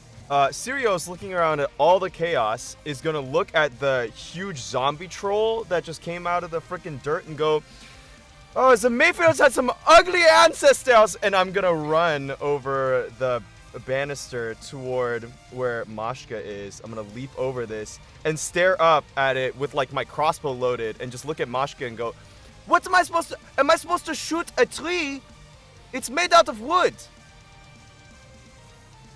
They're actually pretty pliable. You just gotta look where the bark kind of spreads. I'm not shooting a tree. And I'm gonna look over and I'm gonna aim over at the hellhound and I'm gonna take my first shot. Okay, which hellhound? The one on the left of Moshka. Okay, got it. Yeah. That is going to be a 19 to hit. 19 hits. Roll damage. I'm gonna go ahead and sneak attack. Oh, actually, I don't think I can sneak attack this one. Nobody's Nope. within range. That's unfortunate. I should have thought of that. 7 damage. 7 piercing damage, 7 right? piercing damage. All right. Yeah, you. This hellhound is pretty preoccupied with Moshka, and you shoot one right in like its thigh, and it goes. Got it. And now it's looking directly at you. Bonus Nice. action. Bonus action, reload, take another shot. This time I'm gonna try the tree, because I'm gonna try and look for something in the tree, and I'm gonna take a shot. Okay. That's a natural 20. Oh shit! Oh yeah, my that- god. I'm going to sneak attack that Bark because to the Moshka is there. Hell So yeah. all these dice are double. Ugh, bad dice roll. It's okay. Well, these ones aren't too bad. Hold up. 11, 7, 10, 15. One more. 15, 20. 20 doubled is 40. Plus 4 is 44 points of piercing Holy damage. Not magical, just regular piercing damage. Think. Okay, yeah, this second arrow lodges itself into the tree, and it is a precise and powerful hit. But as you do, you notice it sort of doesn't pierce as deeply as you thought it might, and it maybe didn't hurt it as much as you had anticipated it would. See, the bolt is in the tree. I'm not shooting a tree. I'm not shooting a tree. Then shoot the dogs. I don't care. Fine, I'll figure it out. I'm gonna rummage through my pack, and can I free action pull out a little flask? Yeah, All right, absolutely. and that's gonna be the end of my turn. Okay, you do so. Lord Zane, you are up. You're over here still by Hatham and Margaret's gravestones. Well, I'm gonna have my Echo go. Hold on. Bop. Echo's gonna go right here, Okay. and then I'm going to go right. I will go right here, kind of protecting Mashka, and I'll attack from my Echo's location at this abomination. Okay, great. Are you using your cane? I'm using my cane. All right, roll that attack. Dirty 20 to hit. Dirty, yeah, that hits big time. This guy is not very dexterous. He takes 11 bludgeoning damage. 11 bludgeoning damage. Yeah, you sort of like whack this large ogre zombie in like its kneecaps. You're like fucking kneecapping him in the alley. And yeah, he's holding like a big mace, and he stares you down. Sort of not really precisely. His eyes are kind of all over the place, but yeah, he's looking at you. One of the eyes is looking at me. Okay, that's good. It is All my right. turn. It is your turn. Next up is this tree. Moshka, Oh, God. the tree starts to shake even more, and as you're desperately trying to hold on, it's actually... Extra attack. Sorry. Sorry? I don't play An extra fighters attack. a lot. I have extra attack. No, you can I take it. totally Yeah. forgot that. Sorry. That's fine. It's been a while. Do We all damage, don't homie. remember Do things. damage. 27. To hit? Yeah, most certainly. Another 11 bludgeoning. Nice, yeah, you fucking whack whack it. the other kneecaps. Very, very definitely. Sorry, that was my bad. I'm Amazing. done now. I promise. All right, Moshka, the tree is gonna try and shake you off. So why don't you? What would that be? To hold on? I'll say, why don't you do an athletics or a sleight of hand check? Sure. Do I have any kind of, I don't know if it's like advantage, because I took the dodge action. I don't know if that was like Oh, I see. applied, because I was. What's the specifics of the dodge action? I don't know. Let's see here. Yeah. It's not perfect for the situation, which is why I asked, like, if I take the dodge, can I, like, make an attempt to, like, hold on if it tries to shake me off, or, like, evade it if it's trying to, like, hit me branches. Let's give that to you. So we'll do. It'll have disadvantage on this attempt. So again, do athletics or sleight of hand for trying to hold on. Okay. And it going to do the same. It's a 10.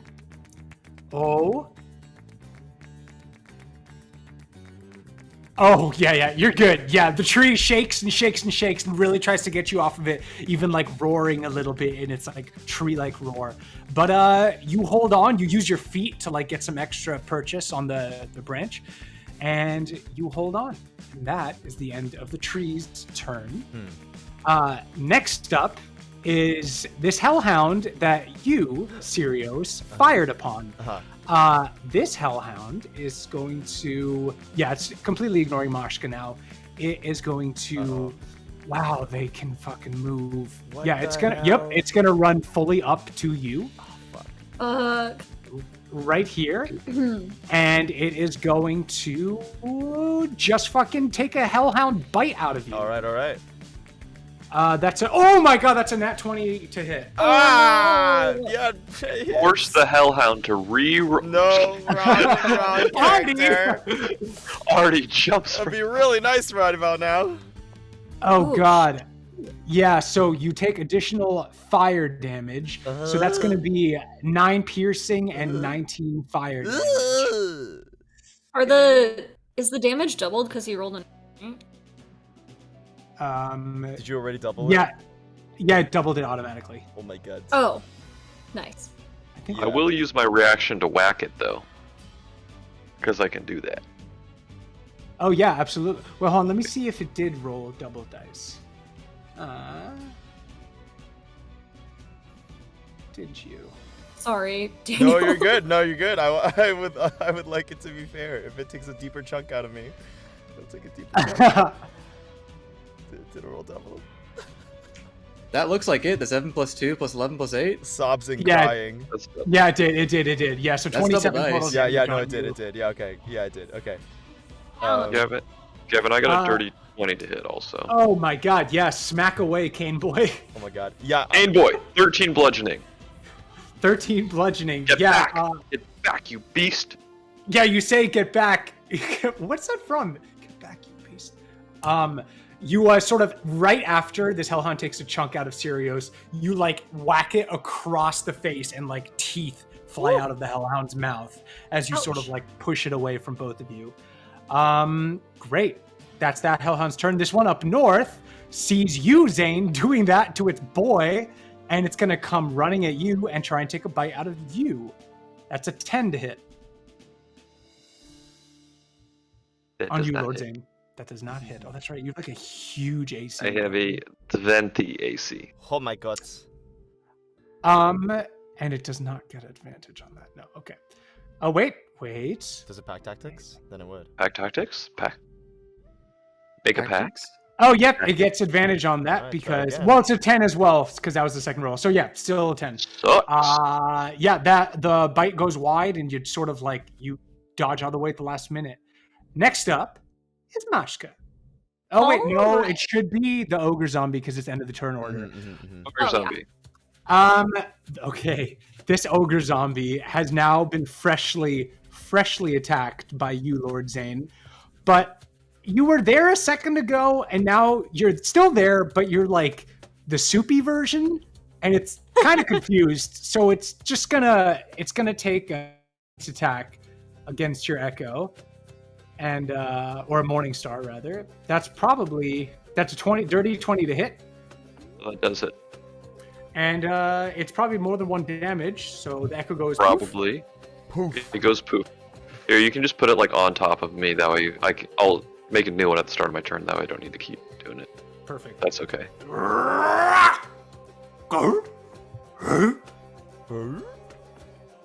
And the Ogre Zombie looks around confused, and that's the end of its turn as it's now facing away from you, Jajwara. And Mashka, top of the turn order.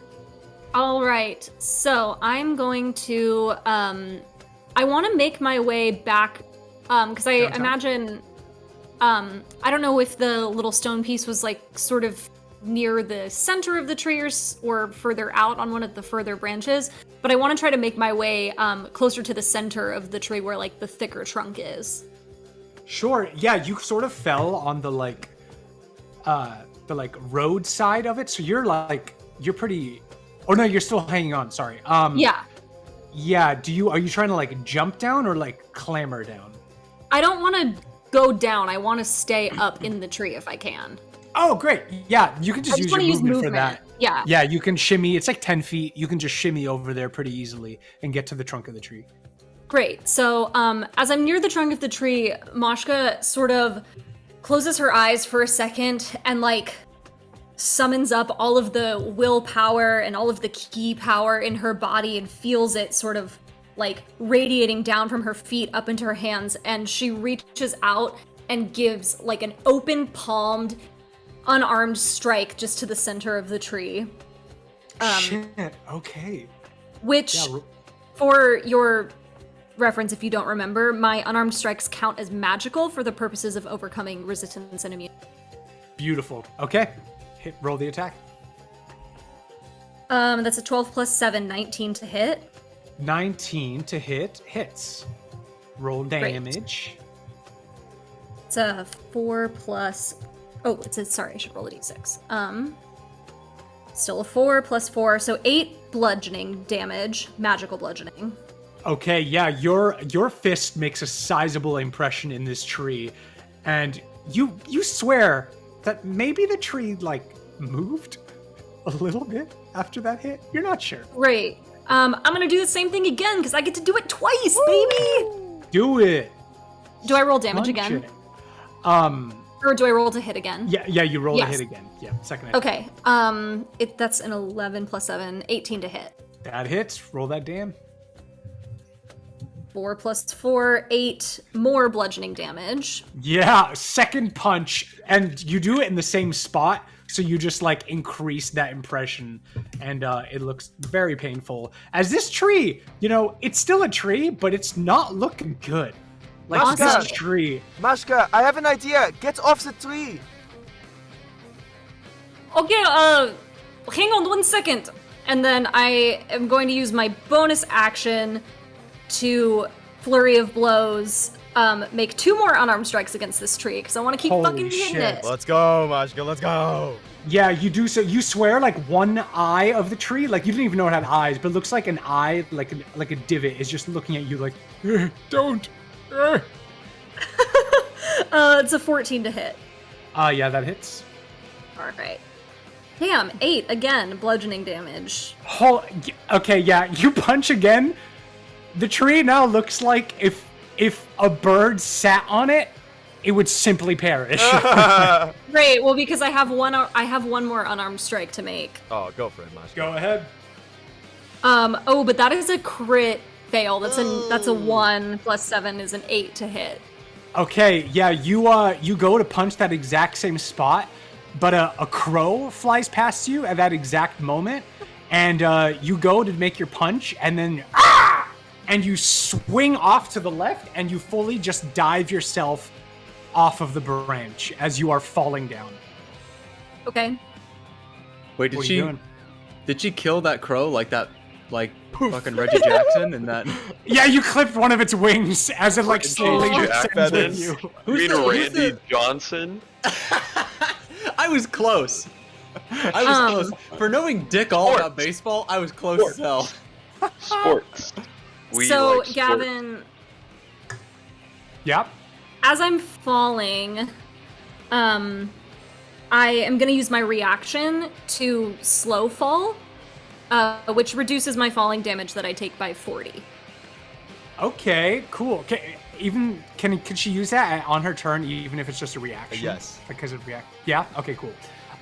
Yeah, you do so. So you are falling, but you are making no effort to sort of stay up in the tree. You just sort of jump off of the branches as you're falling down, so that when you eventually land on the ground, you like end up in like a beautiful little roll on the ground, similar to how you dismounted off of the horse at the beginning of this campaign. Yes, perfect. And you then, have the sigil piece in your pocket. awesome. And then, just so you know, since I hit this guy with my flurry of blows, I'm marking him as analyzed.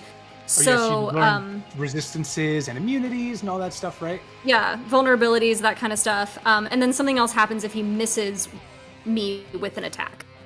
Great, yeah, he's just vulnerable to fire and resistant to bludgeoning and piercing.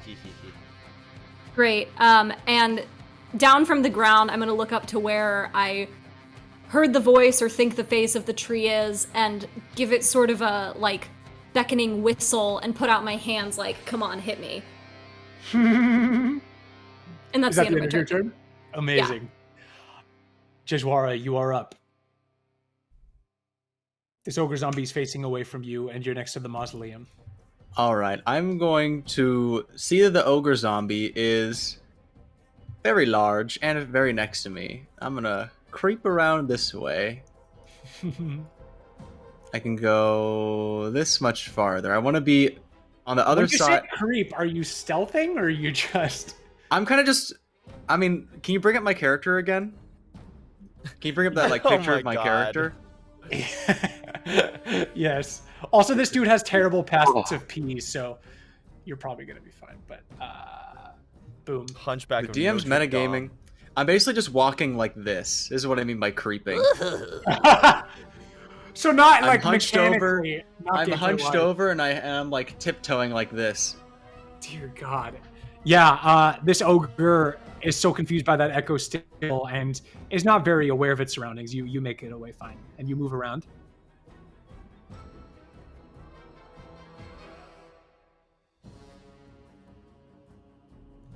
Hello, Andrew.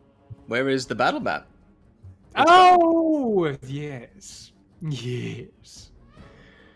I just merely wanted a visual representation. So I'm going to make it all the way over here, kind of underneath this tree. And Okay. Gavin, it's nighttime, right? Yeah, fully. It's like And we're in like a cemetery where nobody goes because it's like kind of haunted, right? correct. So it's probably dark or dim light, isn't it? Especially under that tree. Yes, absolutely. Okay, then Jeshuara will reach into his like kind of cloak jacket type thing and pull out a piece of black mirror. It's like a shard of mirror that's been rubbed so smooth by what he's about to do, and he rubs the mirror with his thumb, and he seems to melt into the shadows. I'm now invisible. Whoa. Yes, absolutely. Yeah. 1 second you're there under the tree in the moonlight. The next second, you're invisible. Anything else you want to do? No, No. because that would All right. uninvisible me. Ah, yes. Invisible, you just invisibled. That would be a fool. I want to stay invisible forever. Sirius, my Yep. French maiden, you are up. Great. As Mashka falls down and then strikes the 3-point Black Widow pose, Ciro's just like, God damn, she's so cool. And then is gonna take the flask that she pulled out, look at the grab from her tinder pouch a match and strike it, drop the match into the lantern flask, and I want to throw it up and take my crossbow bolt and shoot it and like blow it up in front of the tree. So sick. Absolutely. That's sick as hell. I'll say you throw it with your dexterity. That's pretty easy to do. Okay. But let's roll your hit. attack and Let's see go. if you. Come on, baby. Come on. 21. 21. Yeah, that's gonna Yeah! hit it. That's gonna hit it. Yeah, you chuck that flask up in the air, and you have done this. You are so trained, and you are such an expert that you know to wait just a little longer until the flask is right up to the tree, and you loose one bolt out of the crossbow as it flies. Oh, And nice. the top of the tree ignites, and you hear the tree go, "Ah!" and the branches wither, and Moshka, you feel like it's like a Nick Cage explosion, and you are Nick Cage, like untouched afterwards next to it, completely fine, but you feel the warmth of the explosion, and this tree is How much damage does that dead do? And and does burnt. it also hit the Hellhound above Lord Zane? Or Or is it just a tree? I don't think it hits the Hellhound, Okay. but it does a lot of it. Let me tell you, it does enough. It does enough damage. This tree probably died 5 times over with that. So Awesome. Cool. That's yeah, the tree is The tree's burnt and dead. Nice. So I assume that was you- my action. Oh yeah. Sirius, you see Mashka like standing beside this burning tree. Previously having been like looking up at it, sort of being like, "Come on, let's go." She sees you do this, and you watch her look over at you and sort of like raise an eyebrow, and she gives you like an approving nod. And she's kind of like looking at you up and down. She's like, "Yeah, that was awesome." Oh damn. There's a little bit of a It's blush also- on Sirius in the midnight sky. And Sirius is gonna take her bonus action to disengage and run her full movement. We're gonna go from here. I'm gonna run down. I'm gonna leap over and actually come over to this side over here. And that's where I'm gonna end my turn. Okay. Great. Yeah, you do so. Great job. Great turn. Thanks. Lord Zane, you are up next. I'd like to make my mans right here. And then I'll move it 5, 10, 15, 20, 25. That's good. It'll stay there. And then actual Lord Zane will attack this hellhound beneath me. Okay. Twice! Yeah, roll to hit with your cane. Does a 14 hit? Does a 14 hit? Yes, it does. Sick, then they both hit.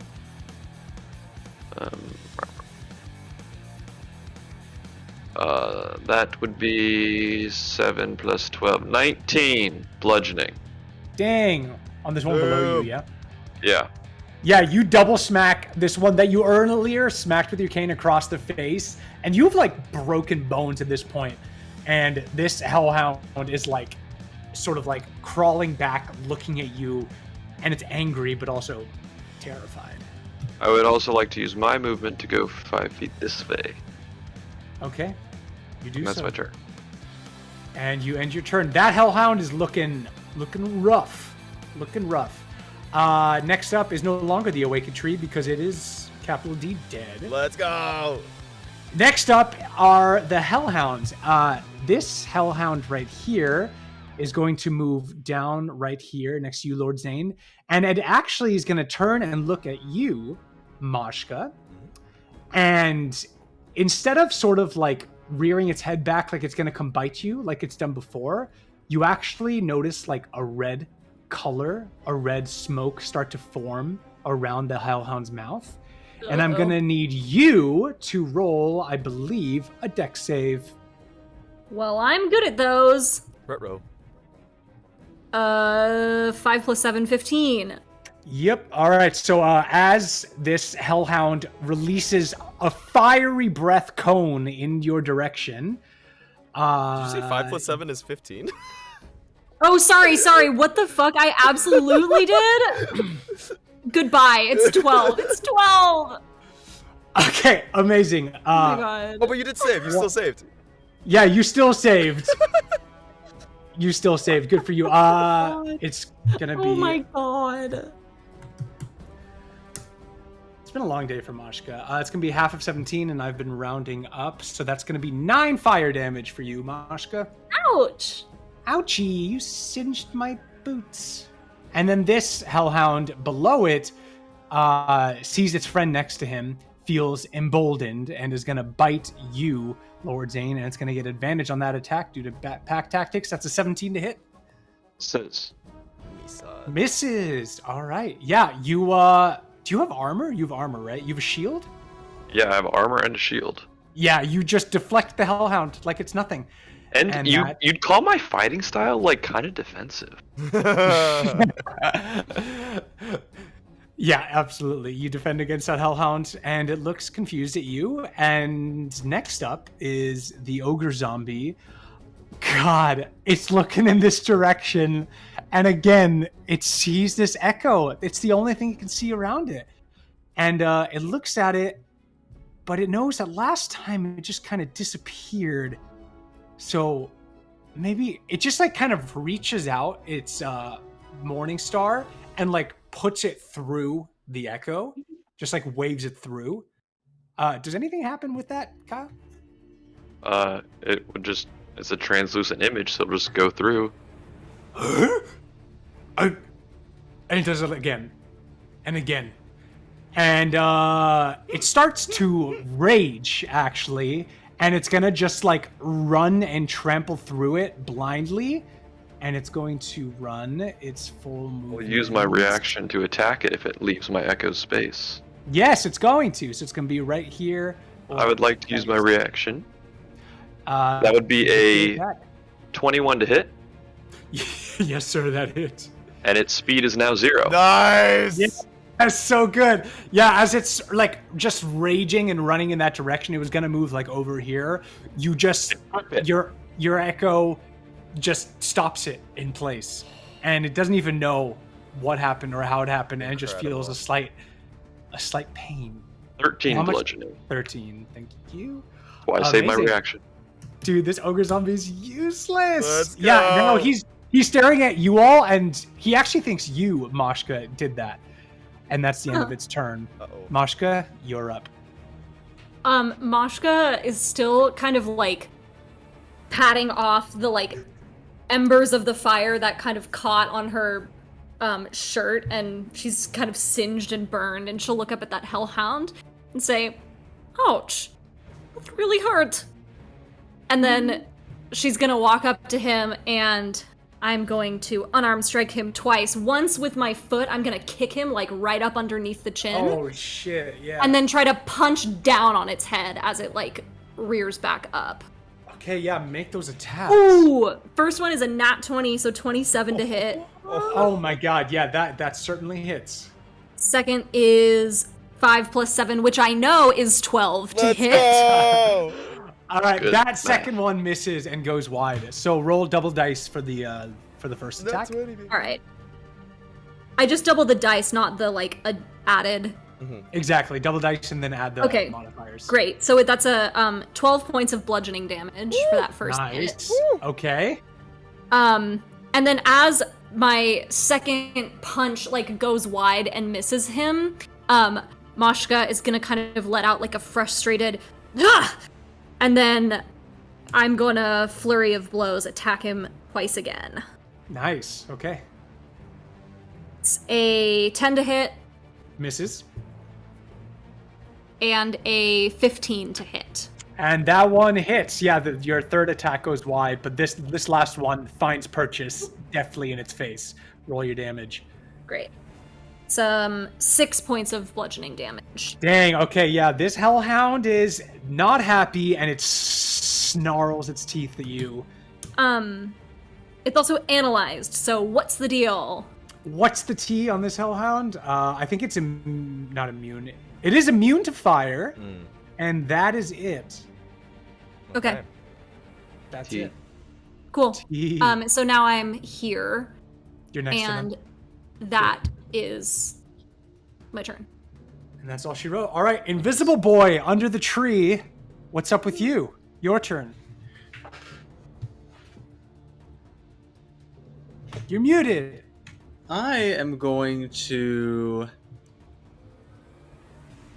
As soon as I move, I become invisible. In other words, visible. So I'm going to take my movement all the way up here to the edge of the board Okay. by this little rock. And then I'm going to send 2 Blasterinos over to the Ogre. All right, roll those Blasterino attacks. It's a 22 to hit Oh, let's Holy go. crap. Yup. and a 16 to hit.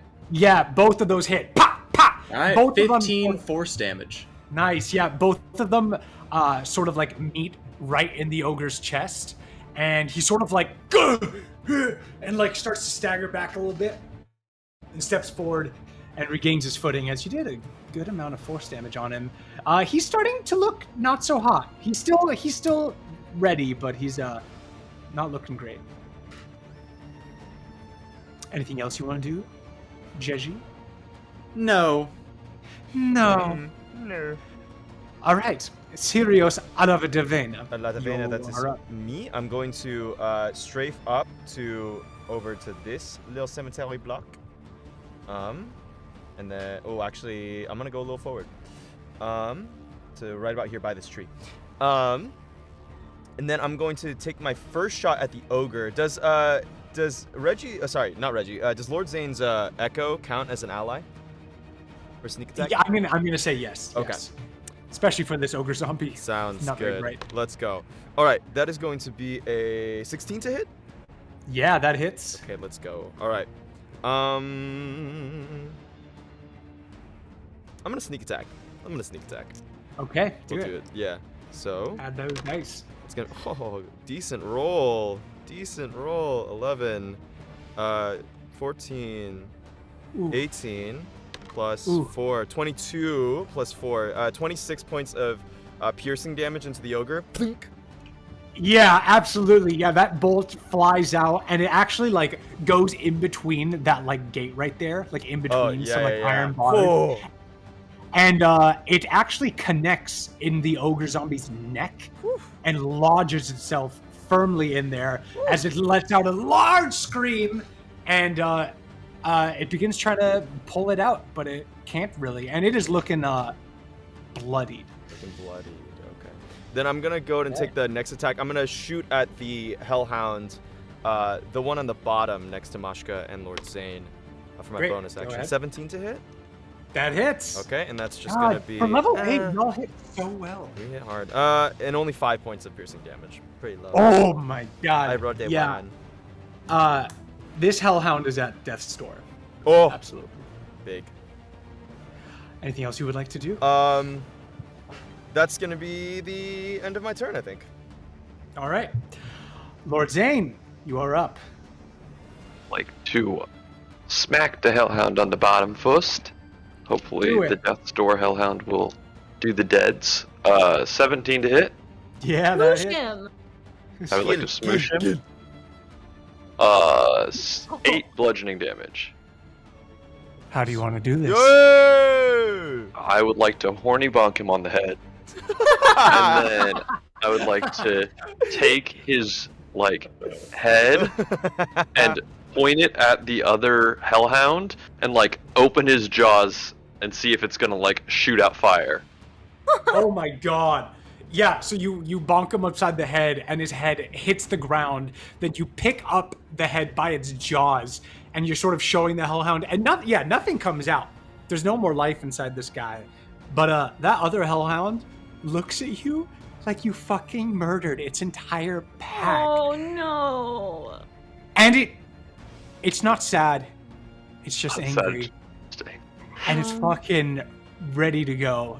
Yeah, this hellhound is. Then I'll be like, oh man, and then I'll close the jaw and pick up the rest of the body and just smack the other hellhound with it. With an improvised weapon. Oh my god. Oh shit! Okay, yeah, roll that attack. Natural 20. Jesus! Whoa! Yeah, that's a comedy 20 is what that is. That's a comedy 20s and plot ones before, but that is pure comedy 20. Oh my god. But if it's an improvised weapon, it's just a 1, right? I don't roll anything. Yeah, I think it's just one damage. So 1 it's plus gonna strength, right? Be, I think it's 1, so it's gonna So be it's 2. 'cause you 2 roll- plus strength. Yeah, 2 plus Hell strength. yeah. Absolutely. So As you that's- you basically just like suplex this other hellhound onto this hellhound. Yeah. That's a 6 damage. 6 points of pack brother bludgeoning damage. Pack brother. And All then right, yeah. I will move 5, 10 there, and I'm good. Okay. Beautiful. Well done. Yeah, one hellhound is down. Next up is this hellhound. Moshka's right next to it, but it only has eyes for you, Lord Zane, after you killed its brother. So it is going to... It's just gonna... you know what? Both of you make... Oh, no, wait. This is the same one that did it earlier, huh? Okay, it's gonna roll a d6. And it rolled well. As you see both of... as you see that same like fire breath start to form again, both of you makes that dex save. Dex saves. Oh, Yes. that's Nat both of them. 20. Yo, let's go! Jesus! 6. 6! Moshka, you literally just fly. You just fly out of the way. You're fine. Lord Zane, you don't. You just turn around. That's your method of dodging. Lord Zane, you take 24 points of fire damage. Mashka, you take 12. 24, let's see. Hold on. Math. I would like to... Yeah, that's good. 24? Okay, Yeah, good. I did 24 math. Okay. Here's Ow. a question. Lay it on me. Does this count as missing me with an attack? I don't think so.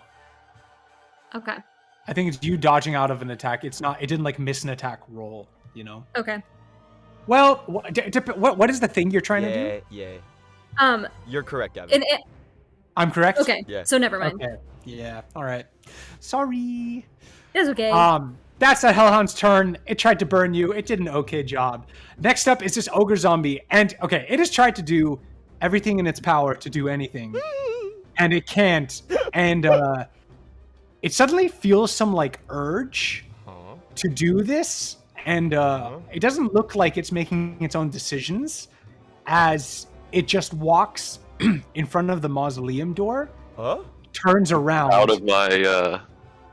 Oh yeah, it's definitely Sick. walking out. I would like to Let's use go! my reaction to make an attack. Kill it, God. dude! Keep it from moving! It's not moving anywhere. Useless ogre!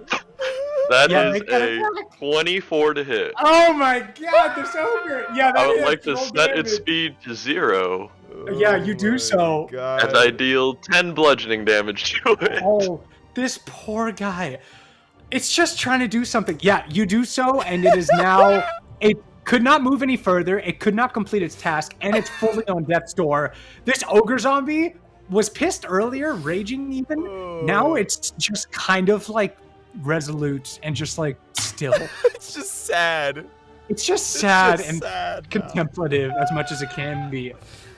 Oh And my back God, to the that's top so of the funny. turn order, Mashka. Great. So sort of in frustration that she's once again been lit on fire, she's tamping out those embers on her clothes and she lets out a ugh! And then she looks at the dog and gets down on one knee and puts this like sickly smile on her face and she says, "Who's a good little puppy? Who's a good boy? Is it you?" And reaches out her hand like she's gonna give him a treat. What does he do?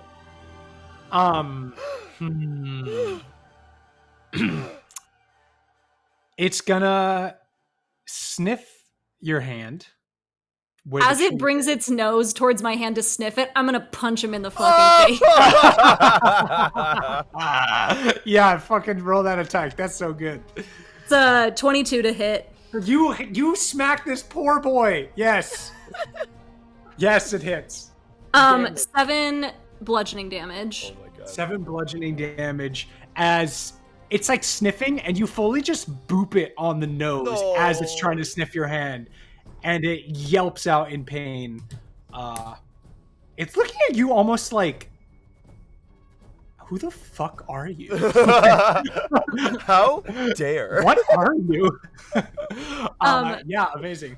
Anything else? In response to that look, Mashka looks right back in its eyes and she says, "My name is Mashka Maria Nikolaev, and you can burn in hell!" And she punches him again. Oh my god. Keep yeah, punching. roll Keep the punching. attack. Yes, queen. It's another 22 to hit. Yep, that hits. Oh my God. 10 bludgeoning. 10 bludgeoning. Yeah, the dog is now nearly at death's door. In fact, that last hit like levels it to the ground, and it like uses one leg to get back up, but it's still looking at you like it's gonna fucking murder you.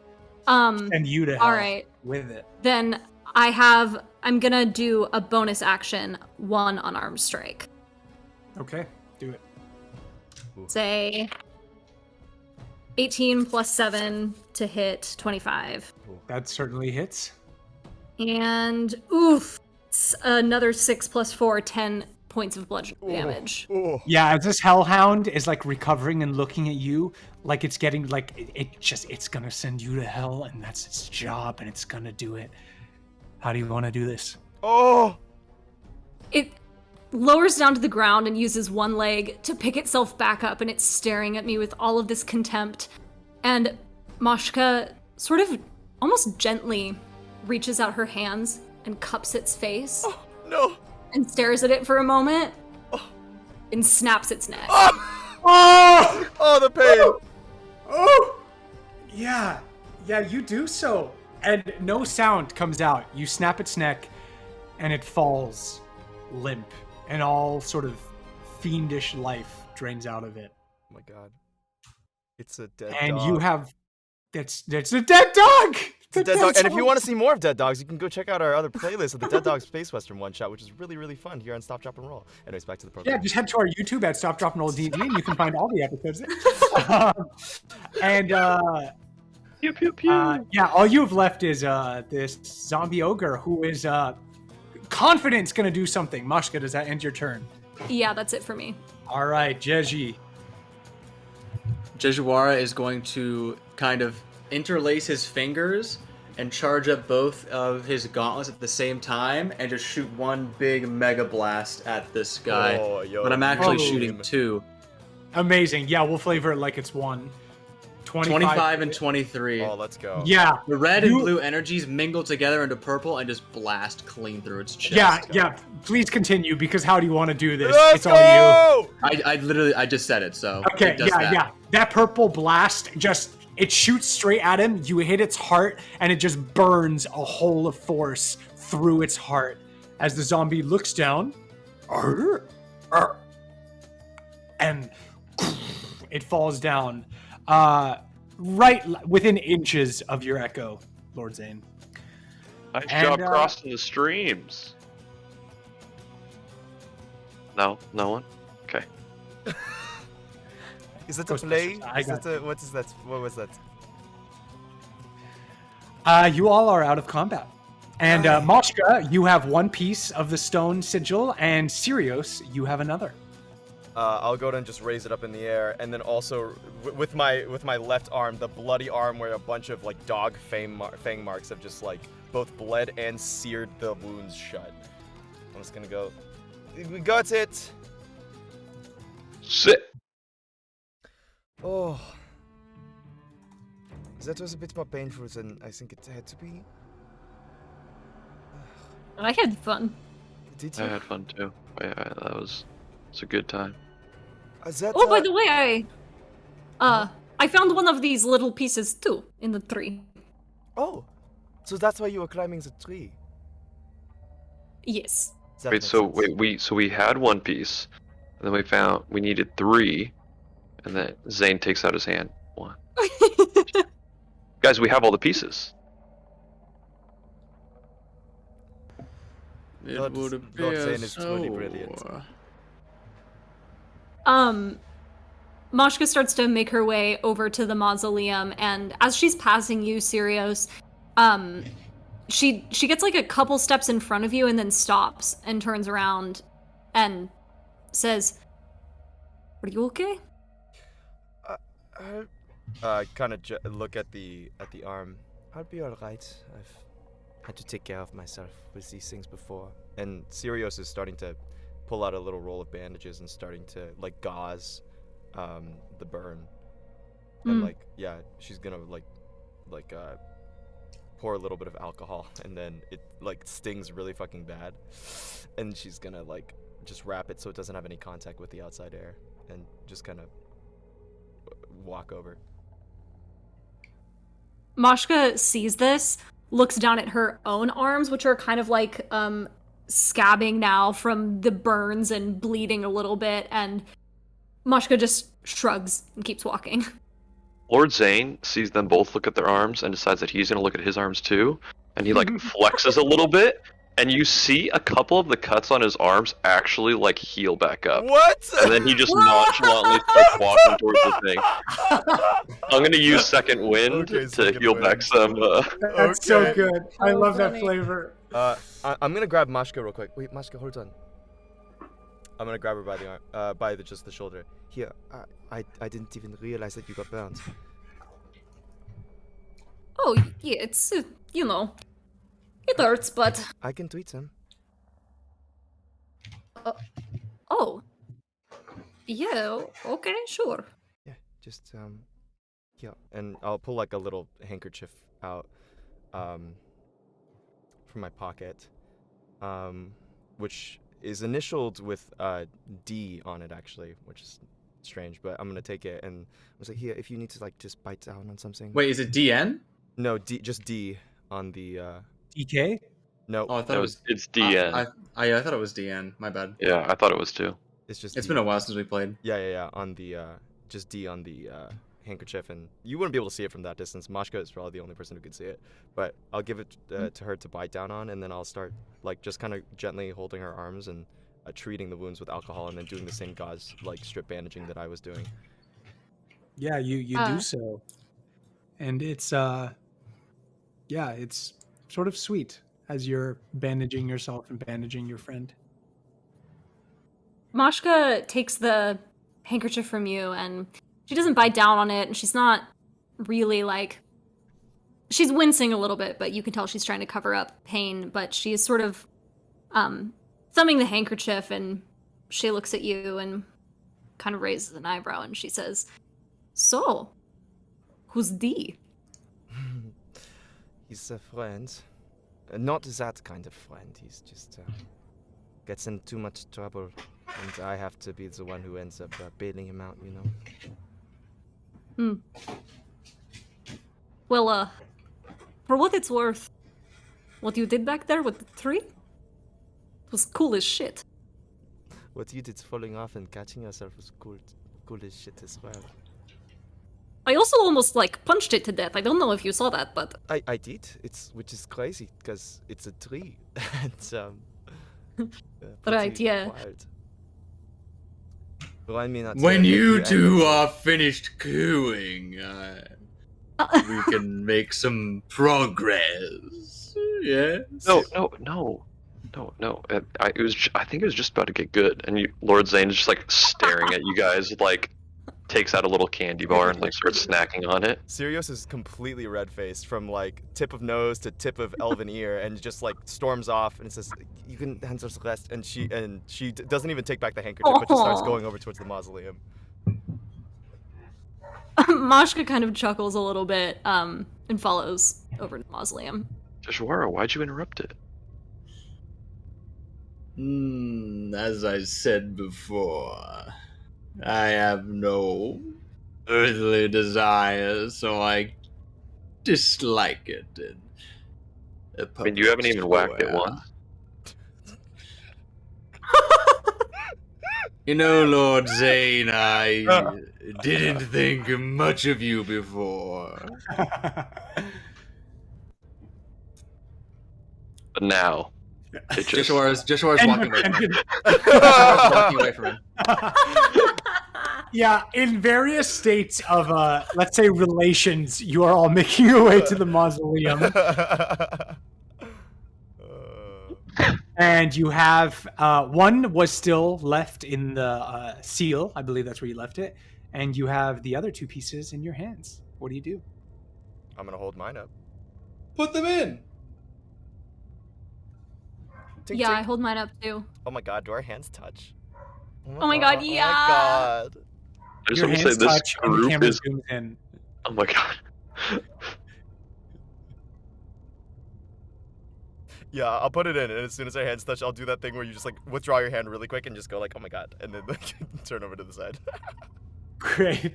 Yeah, as you put the pieces together into the seal, you notice that putting the pieces together, the crest is of House Mayfield. It's the Mayfield crest.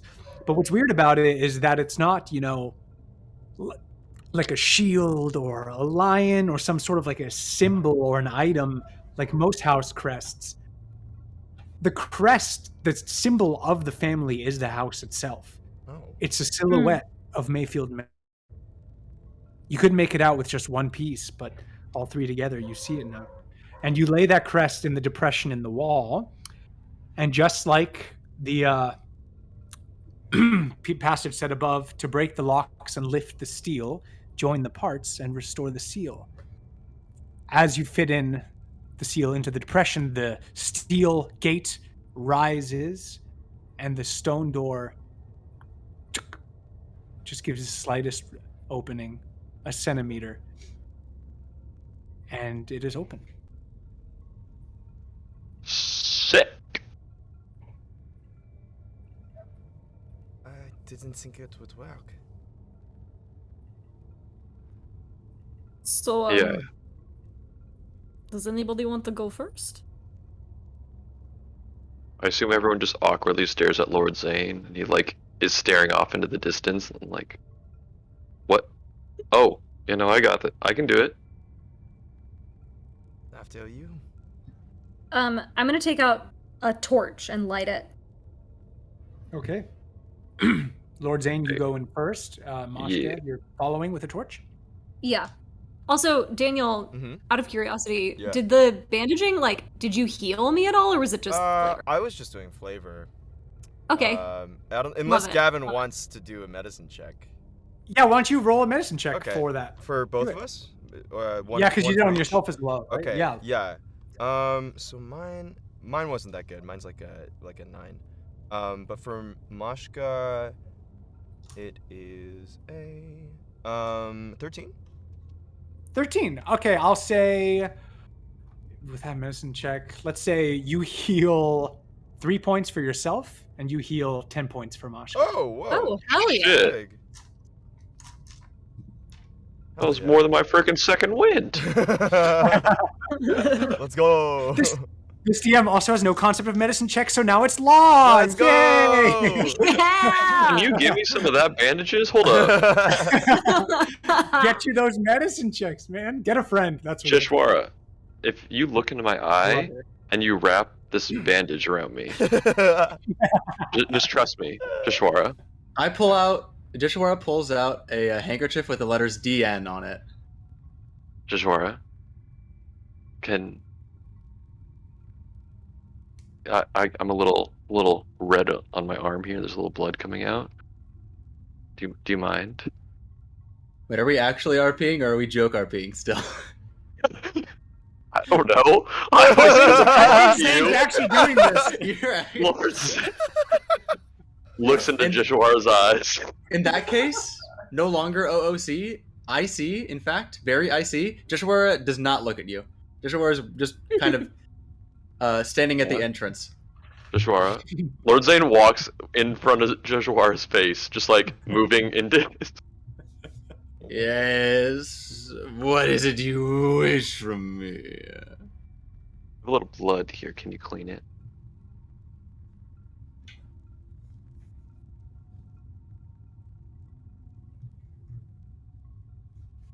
Yeah, see, it's like right above. It's that scratch. No, Jishwara. No, Jishwara.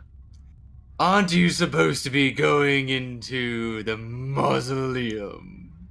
I'd hate for Reyna to hear about how you were the last one inside. Lord Zane turns around and sprints down the stairs. Okay. All right. Just hauls, like literally not paying attention anymore. Is just hauling down the stairs.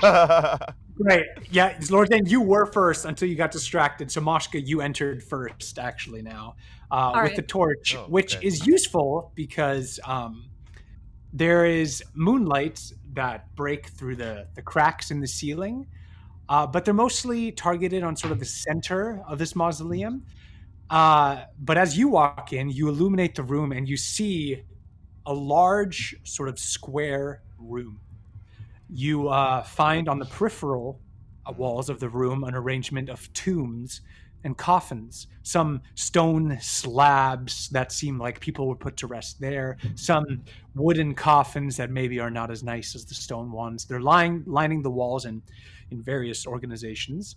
And the middle of the room is empty. You see that moonlit reflection coming down, and it's empty save for a singular pedestal toward the back of the room. And that's what you see. Lord Zane hauls into the center of the room and is looking for a door to You're get pushing deeper. through them all. You're pushing, and you're in the center of the room. You're looking for a door? Yeah. Investigate. Cool. Can I help with that?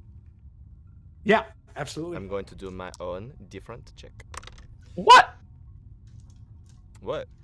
Why are you mad, bro? 13. 16. Yeah, I'd say 16 and 13, good enough to know that there are no doors here. Perhaps, like, you don't know if maybe you broke down a wall, there was something on the other side, but probably not. Seems like there's no doors. Seems So like I this need to is... break down the wall to get to the door?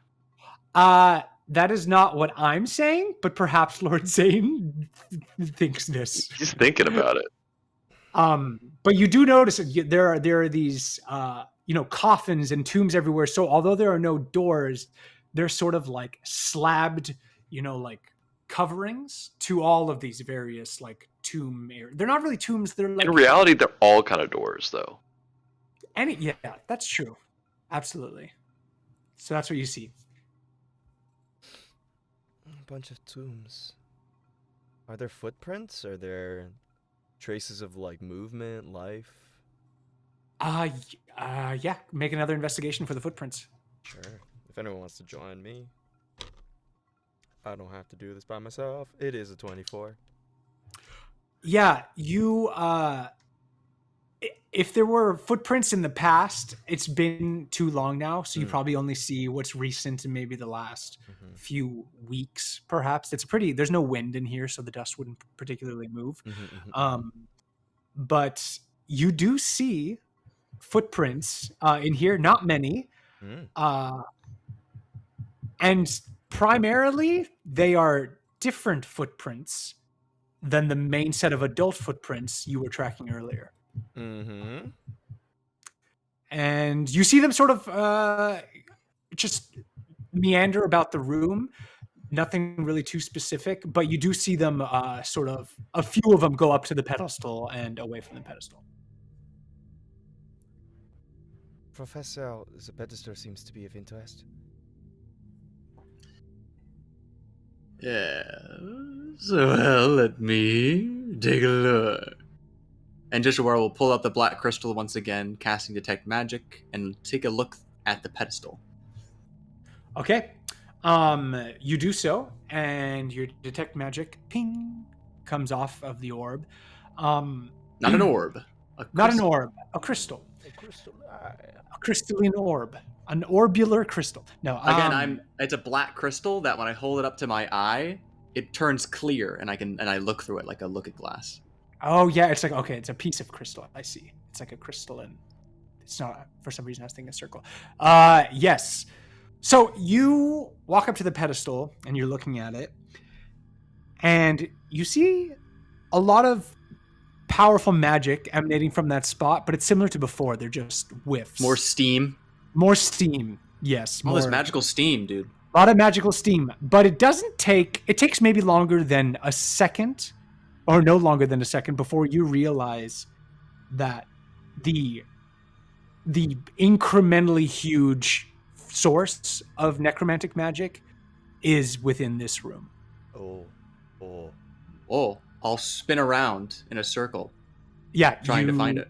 You do so. You use it like a Geiger counter in like a World War I or like a Cold War fucking thing, like we're watching Chernobyl, and you're walking around and you're trying to find it, and you notice it's closer to the walls, and you're walking and you're moving over, and it's a pretty careful, science that you've got this down to, a magical science. And you make your decision. There's a singular tomb on the right wall, and on it says Winston Darling.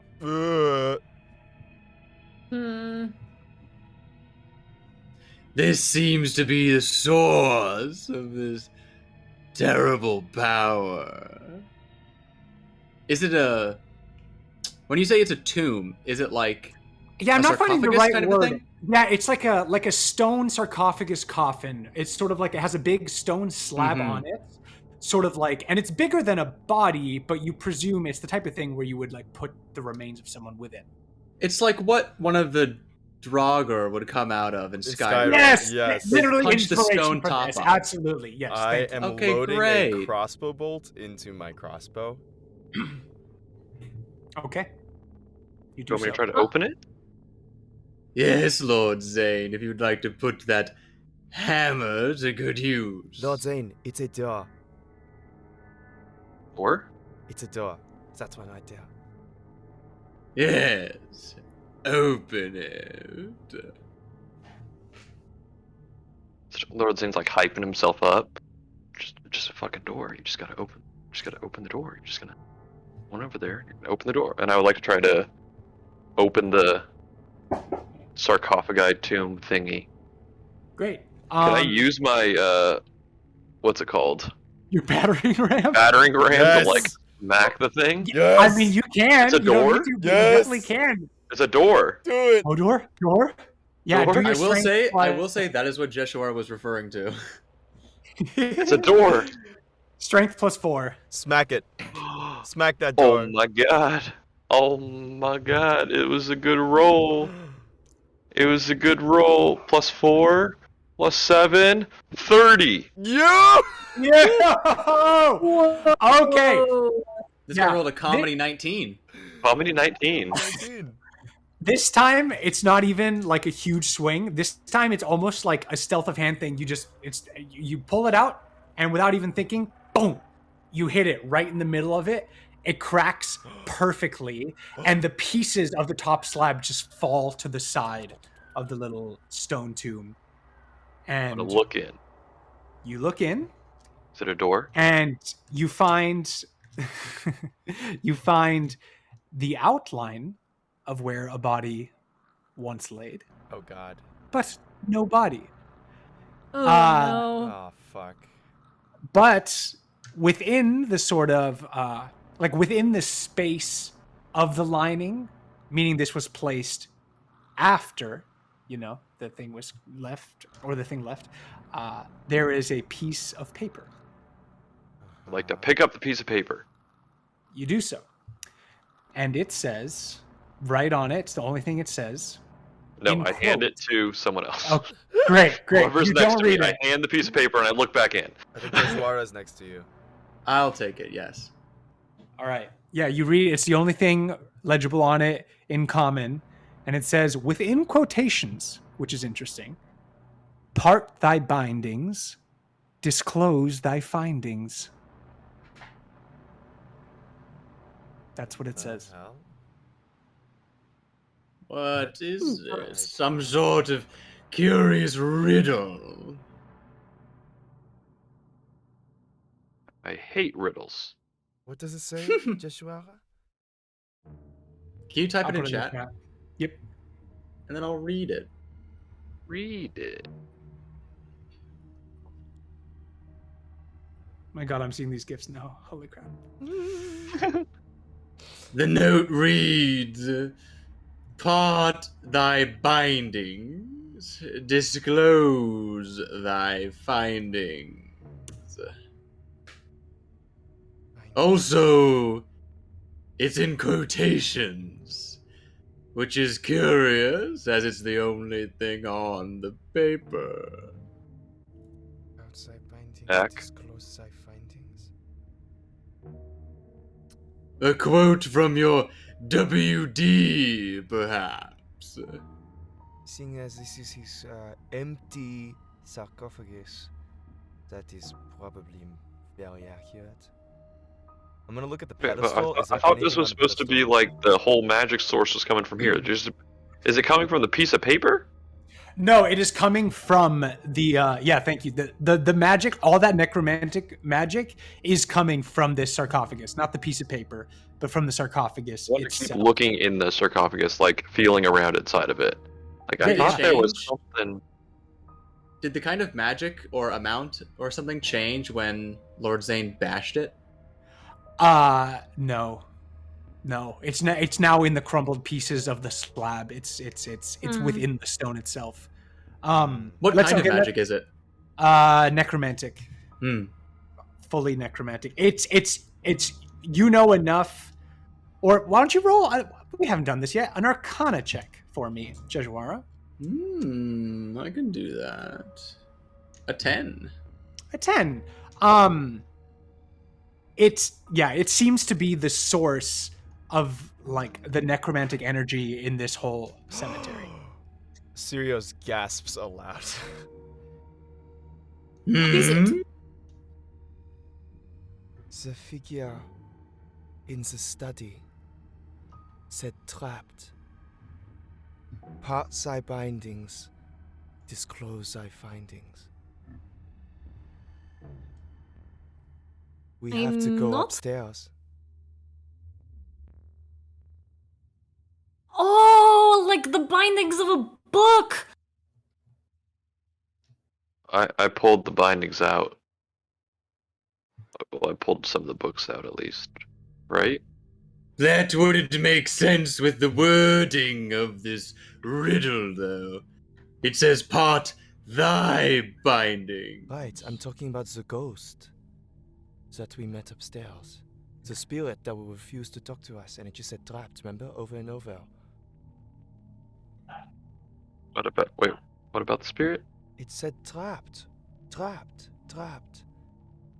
But if we say to it, part thy bindings, disclose thy findings, maybe that's some sort of key. Oh my god, you're so smart. Holy shit. Oh, I'm not sure if it's correct, but I try. I give like a small shy smile to Mashka. Mashka. Go ahead. Go ahead. No, go ahead. No, Lord Zane, did you want to roll that investigation to look more in the sarcophagus? Yeah, go ahead. Roll that. 17, not bad. 17. Yeah, you're sort of like fingering all the cracks within the sarcophagus, sort of like going Damn, through the girl. dust, all of the crumbs, everything, the crumbs of the crumbs, Damn, okay. like pieces. And no, you don't find anything else. It's a necromantic stone slab. Does anyone like to get into the sarcophagus I think that's a terrible idea. and just lay down? Gavin, Mashka, what were you actually, gonna say? Uh-huh. well, now I'm going to say something different. Can I step out of the mausoleum and look around? I know that you said, like, are all of the plant life, is everything dead around here? Yes, I mean some of it's still there, like a dead bush is still a bush that's there, but like it looks all devoid of life. Yes. Can I try to like pull some plants out by the roots, even if they're dead, and just like pick them up in my hand? Yeah, absolutely. They're everywhere. There's vines and shrubs and dead little flowers. You can grab whatever you like. Grass. Okay, I'll just grab something and come back in, and recognizing that this is a long shot, Mashka is gonna toss the dead plant into the coffin. See what happens. In the coffin. Mm. So do you throw it on me? You got in the coffin? Yes, I said I got in the coffin. Oh, never mind. Well, actually, no. Yeah, I still do it. I'll just toss it. I'll toss it on top of you. Yeah, you do. So you pluck out sort of like some roots from this larger shrub, and you pluck it out, and you come back inside, and you throw it into the sarcophagus, and it lands on Lord Zane's face. Oh god. But nothing else happens. Oh. Okay. Sirius, did you want to further investigate the pedestal? I heard you say Just that. really quickly, yeah. See if there's anything that we missed. That's it. Yeah, What was absolutely. that? Give me. Oh my god, it's a natural one, but then it's also thank God for this Holy ability. crap. I've rolled so many nat ones on this. But it's also a 19. Amazing. So, yeah, the pedestal itself all over is covered in like grime and years of decay as the wood of it has like rotted away.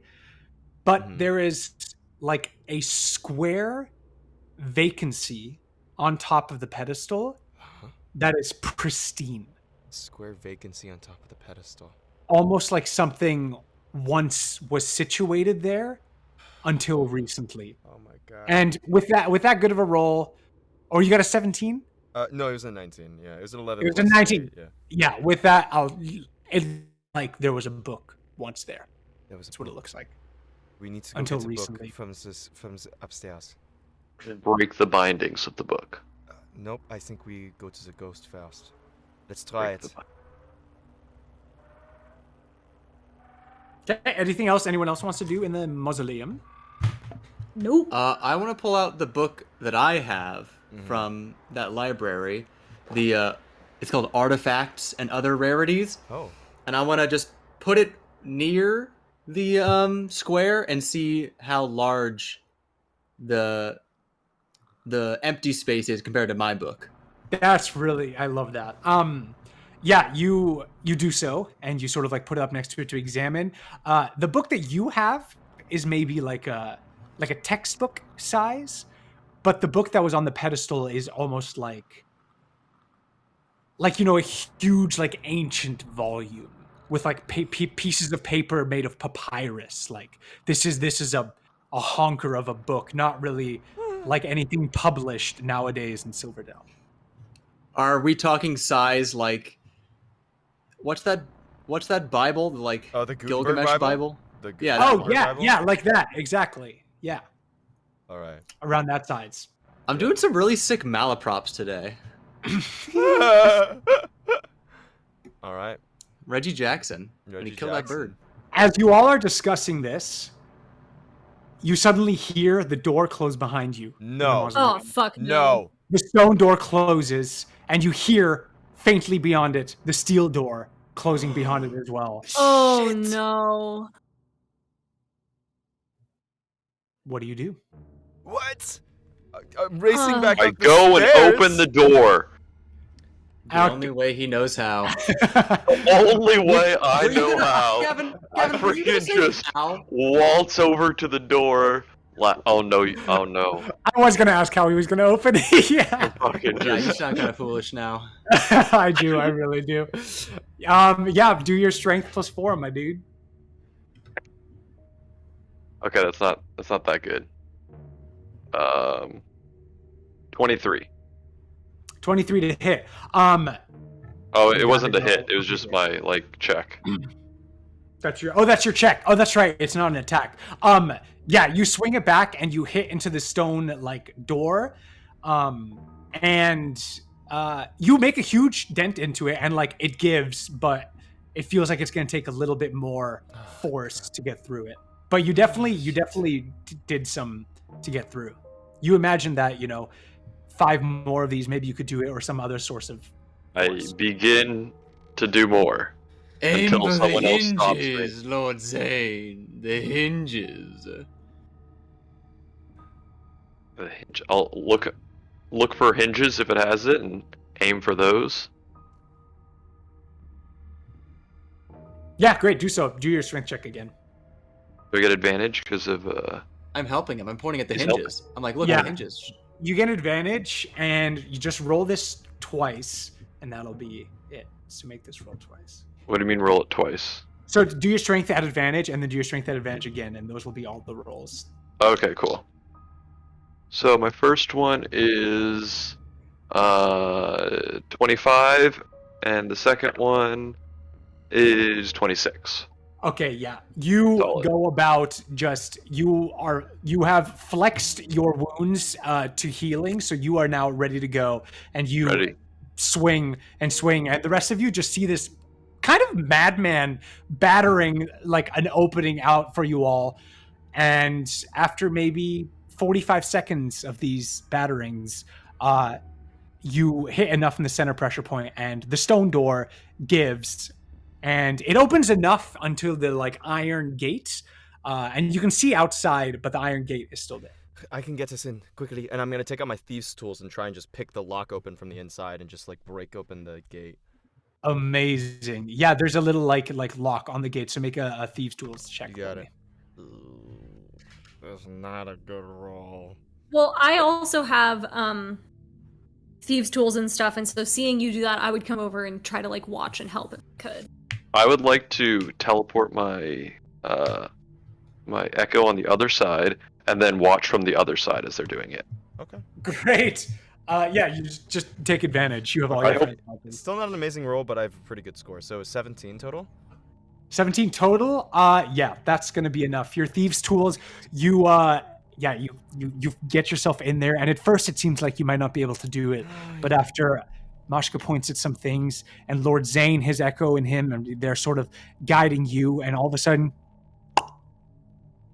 the little lock pops. And again, just like before, it gives the tiniest bit, and the gate opens. Thanks the gods. All right. Who the fuck did that? Yeah, Moshka immediately like runs out, and I'm looking around to see if I see it. Make perception checks. All of us? Yeah, whoever wants to go outside and look for who did that. I will actually go look because I am curious. Is it perception or investigation? Oops, I think it's going to be perception. Oh, baby. 'Cause you only can 21 for generate me. around. Oh, 19. Nice. 22. It's an 8. And an 8. For me. Okay. 22 for Sirius. Yeah, that's a pretty high average. I'm going to say that, Lord Zane got that door open in roughly a minute, and the cemetery is big. Some of you more eagle-eyed people see a figure sort of opening and closing the entrance gate of the cemetery all the way down the hill and turn the corner back the way where you all came. Yeah. Can I haul? I would like to haul ass. Yes, I would like to haul ass. I would like to action haul ass. You all action haul ass, hauling each other's asses in the direction of that figure, and that is we're gonna pick it up next time. Come back, you bastard! Yeah. All right, we're chasing after this bitch. Absolutely, that is the end of our No. session. Yeah. Man, yes. All right. Thanks for coming along, y'all, and thanks for everyone at home for sticking with us. We had a nice 3-hour session there, but we thought we could finish it in this one, but it seems like there's more adventures to be had. Woo! So we'll be back with the invitation. Probably not this next week, but within the next set of weeks, maybe within the next month, and we'll definitely finish this guy out before it's too long. Thank you all for joining, and just thanks for having this haunted adventure with us. Happy almost Halloween. Any announcements from the crew over here? Nah, Gavin, you did an amazing job. This was so much fun. Yes. I'm so glad. Thanks, y'all. All right, well, everyone, thanks a lot for sticking around. We'll see you next week. This is Stop, Drop, and Roll signing out. Bye-bye. Peace. Bye. Bye-bye.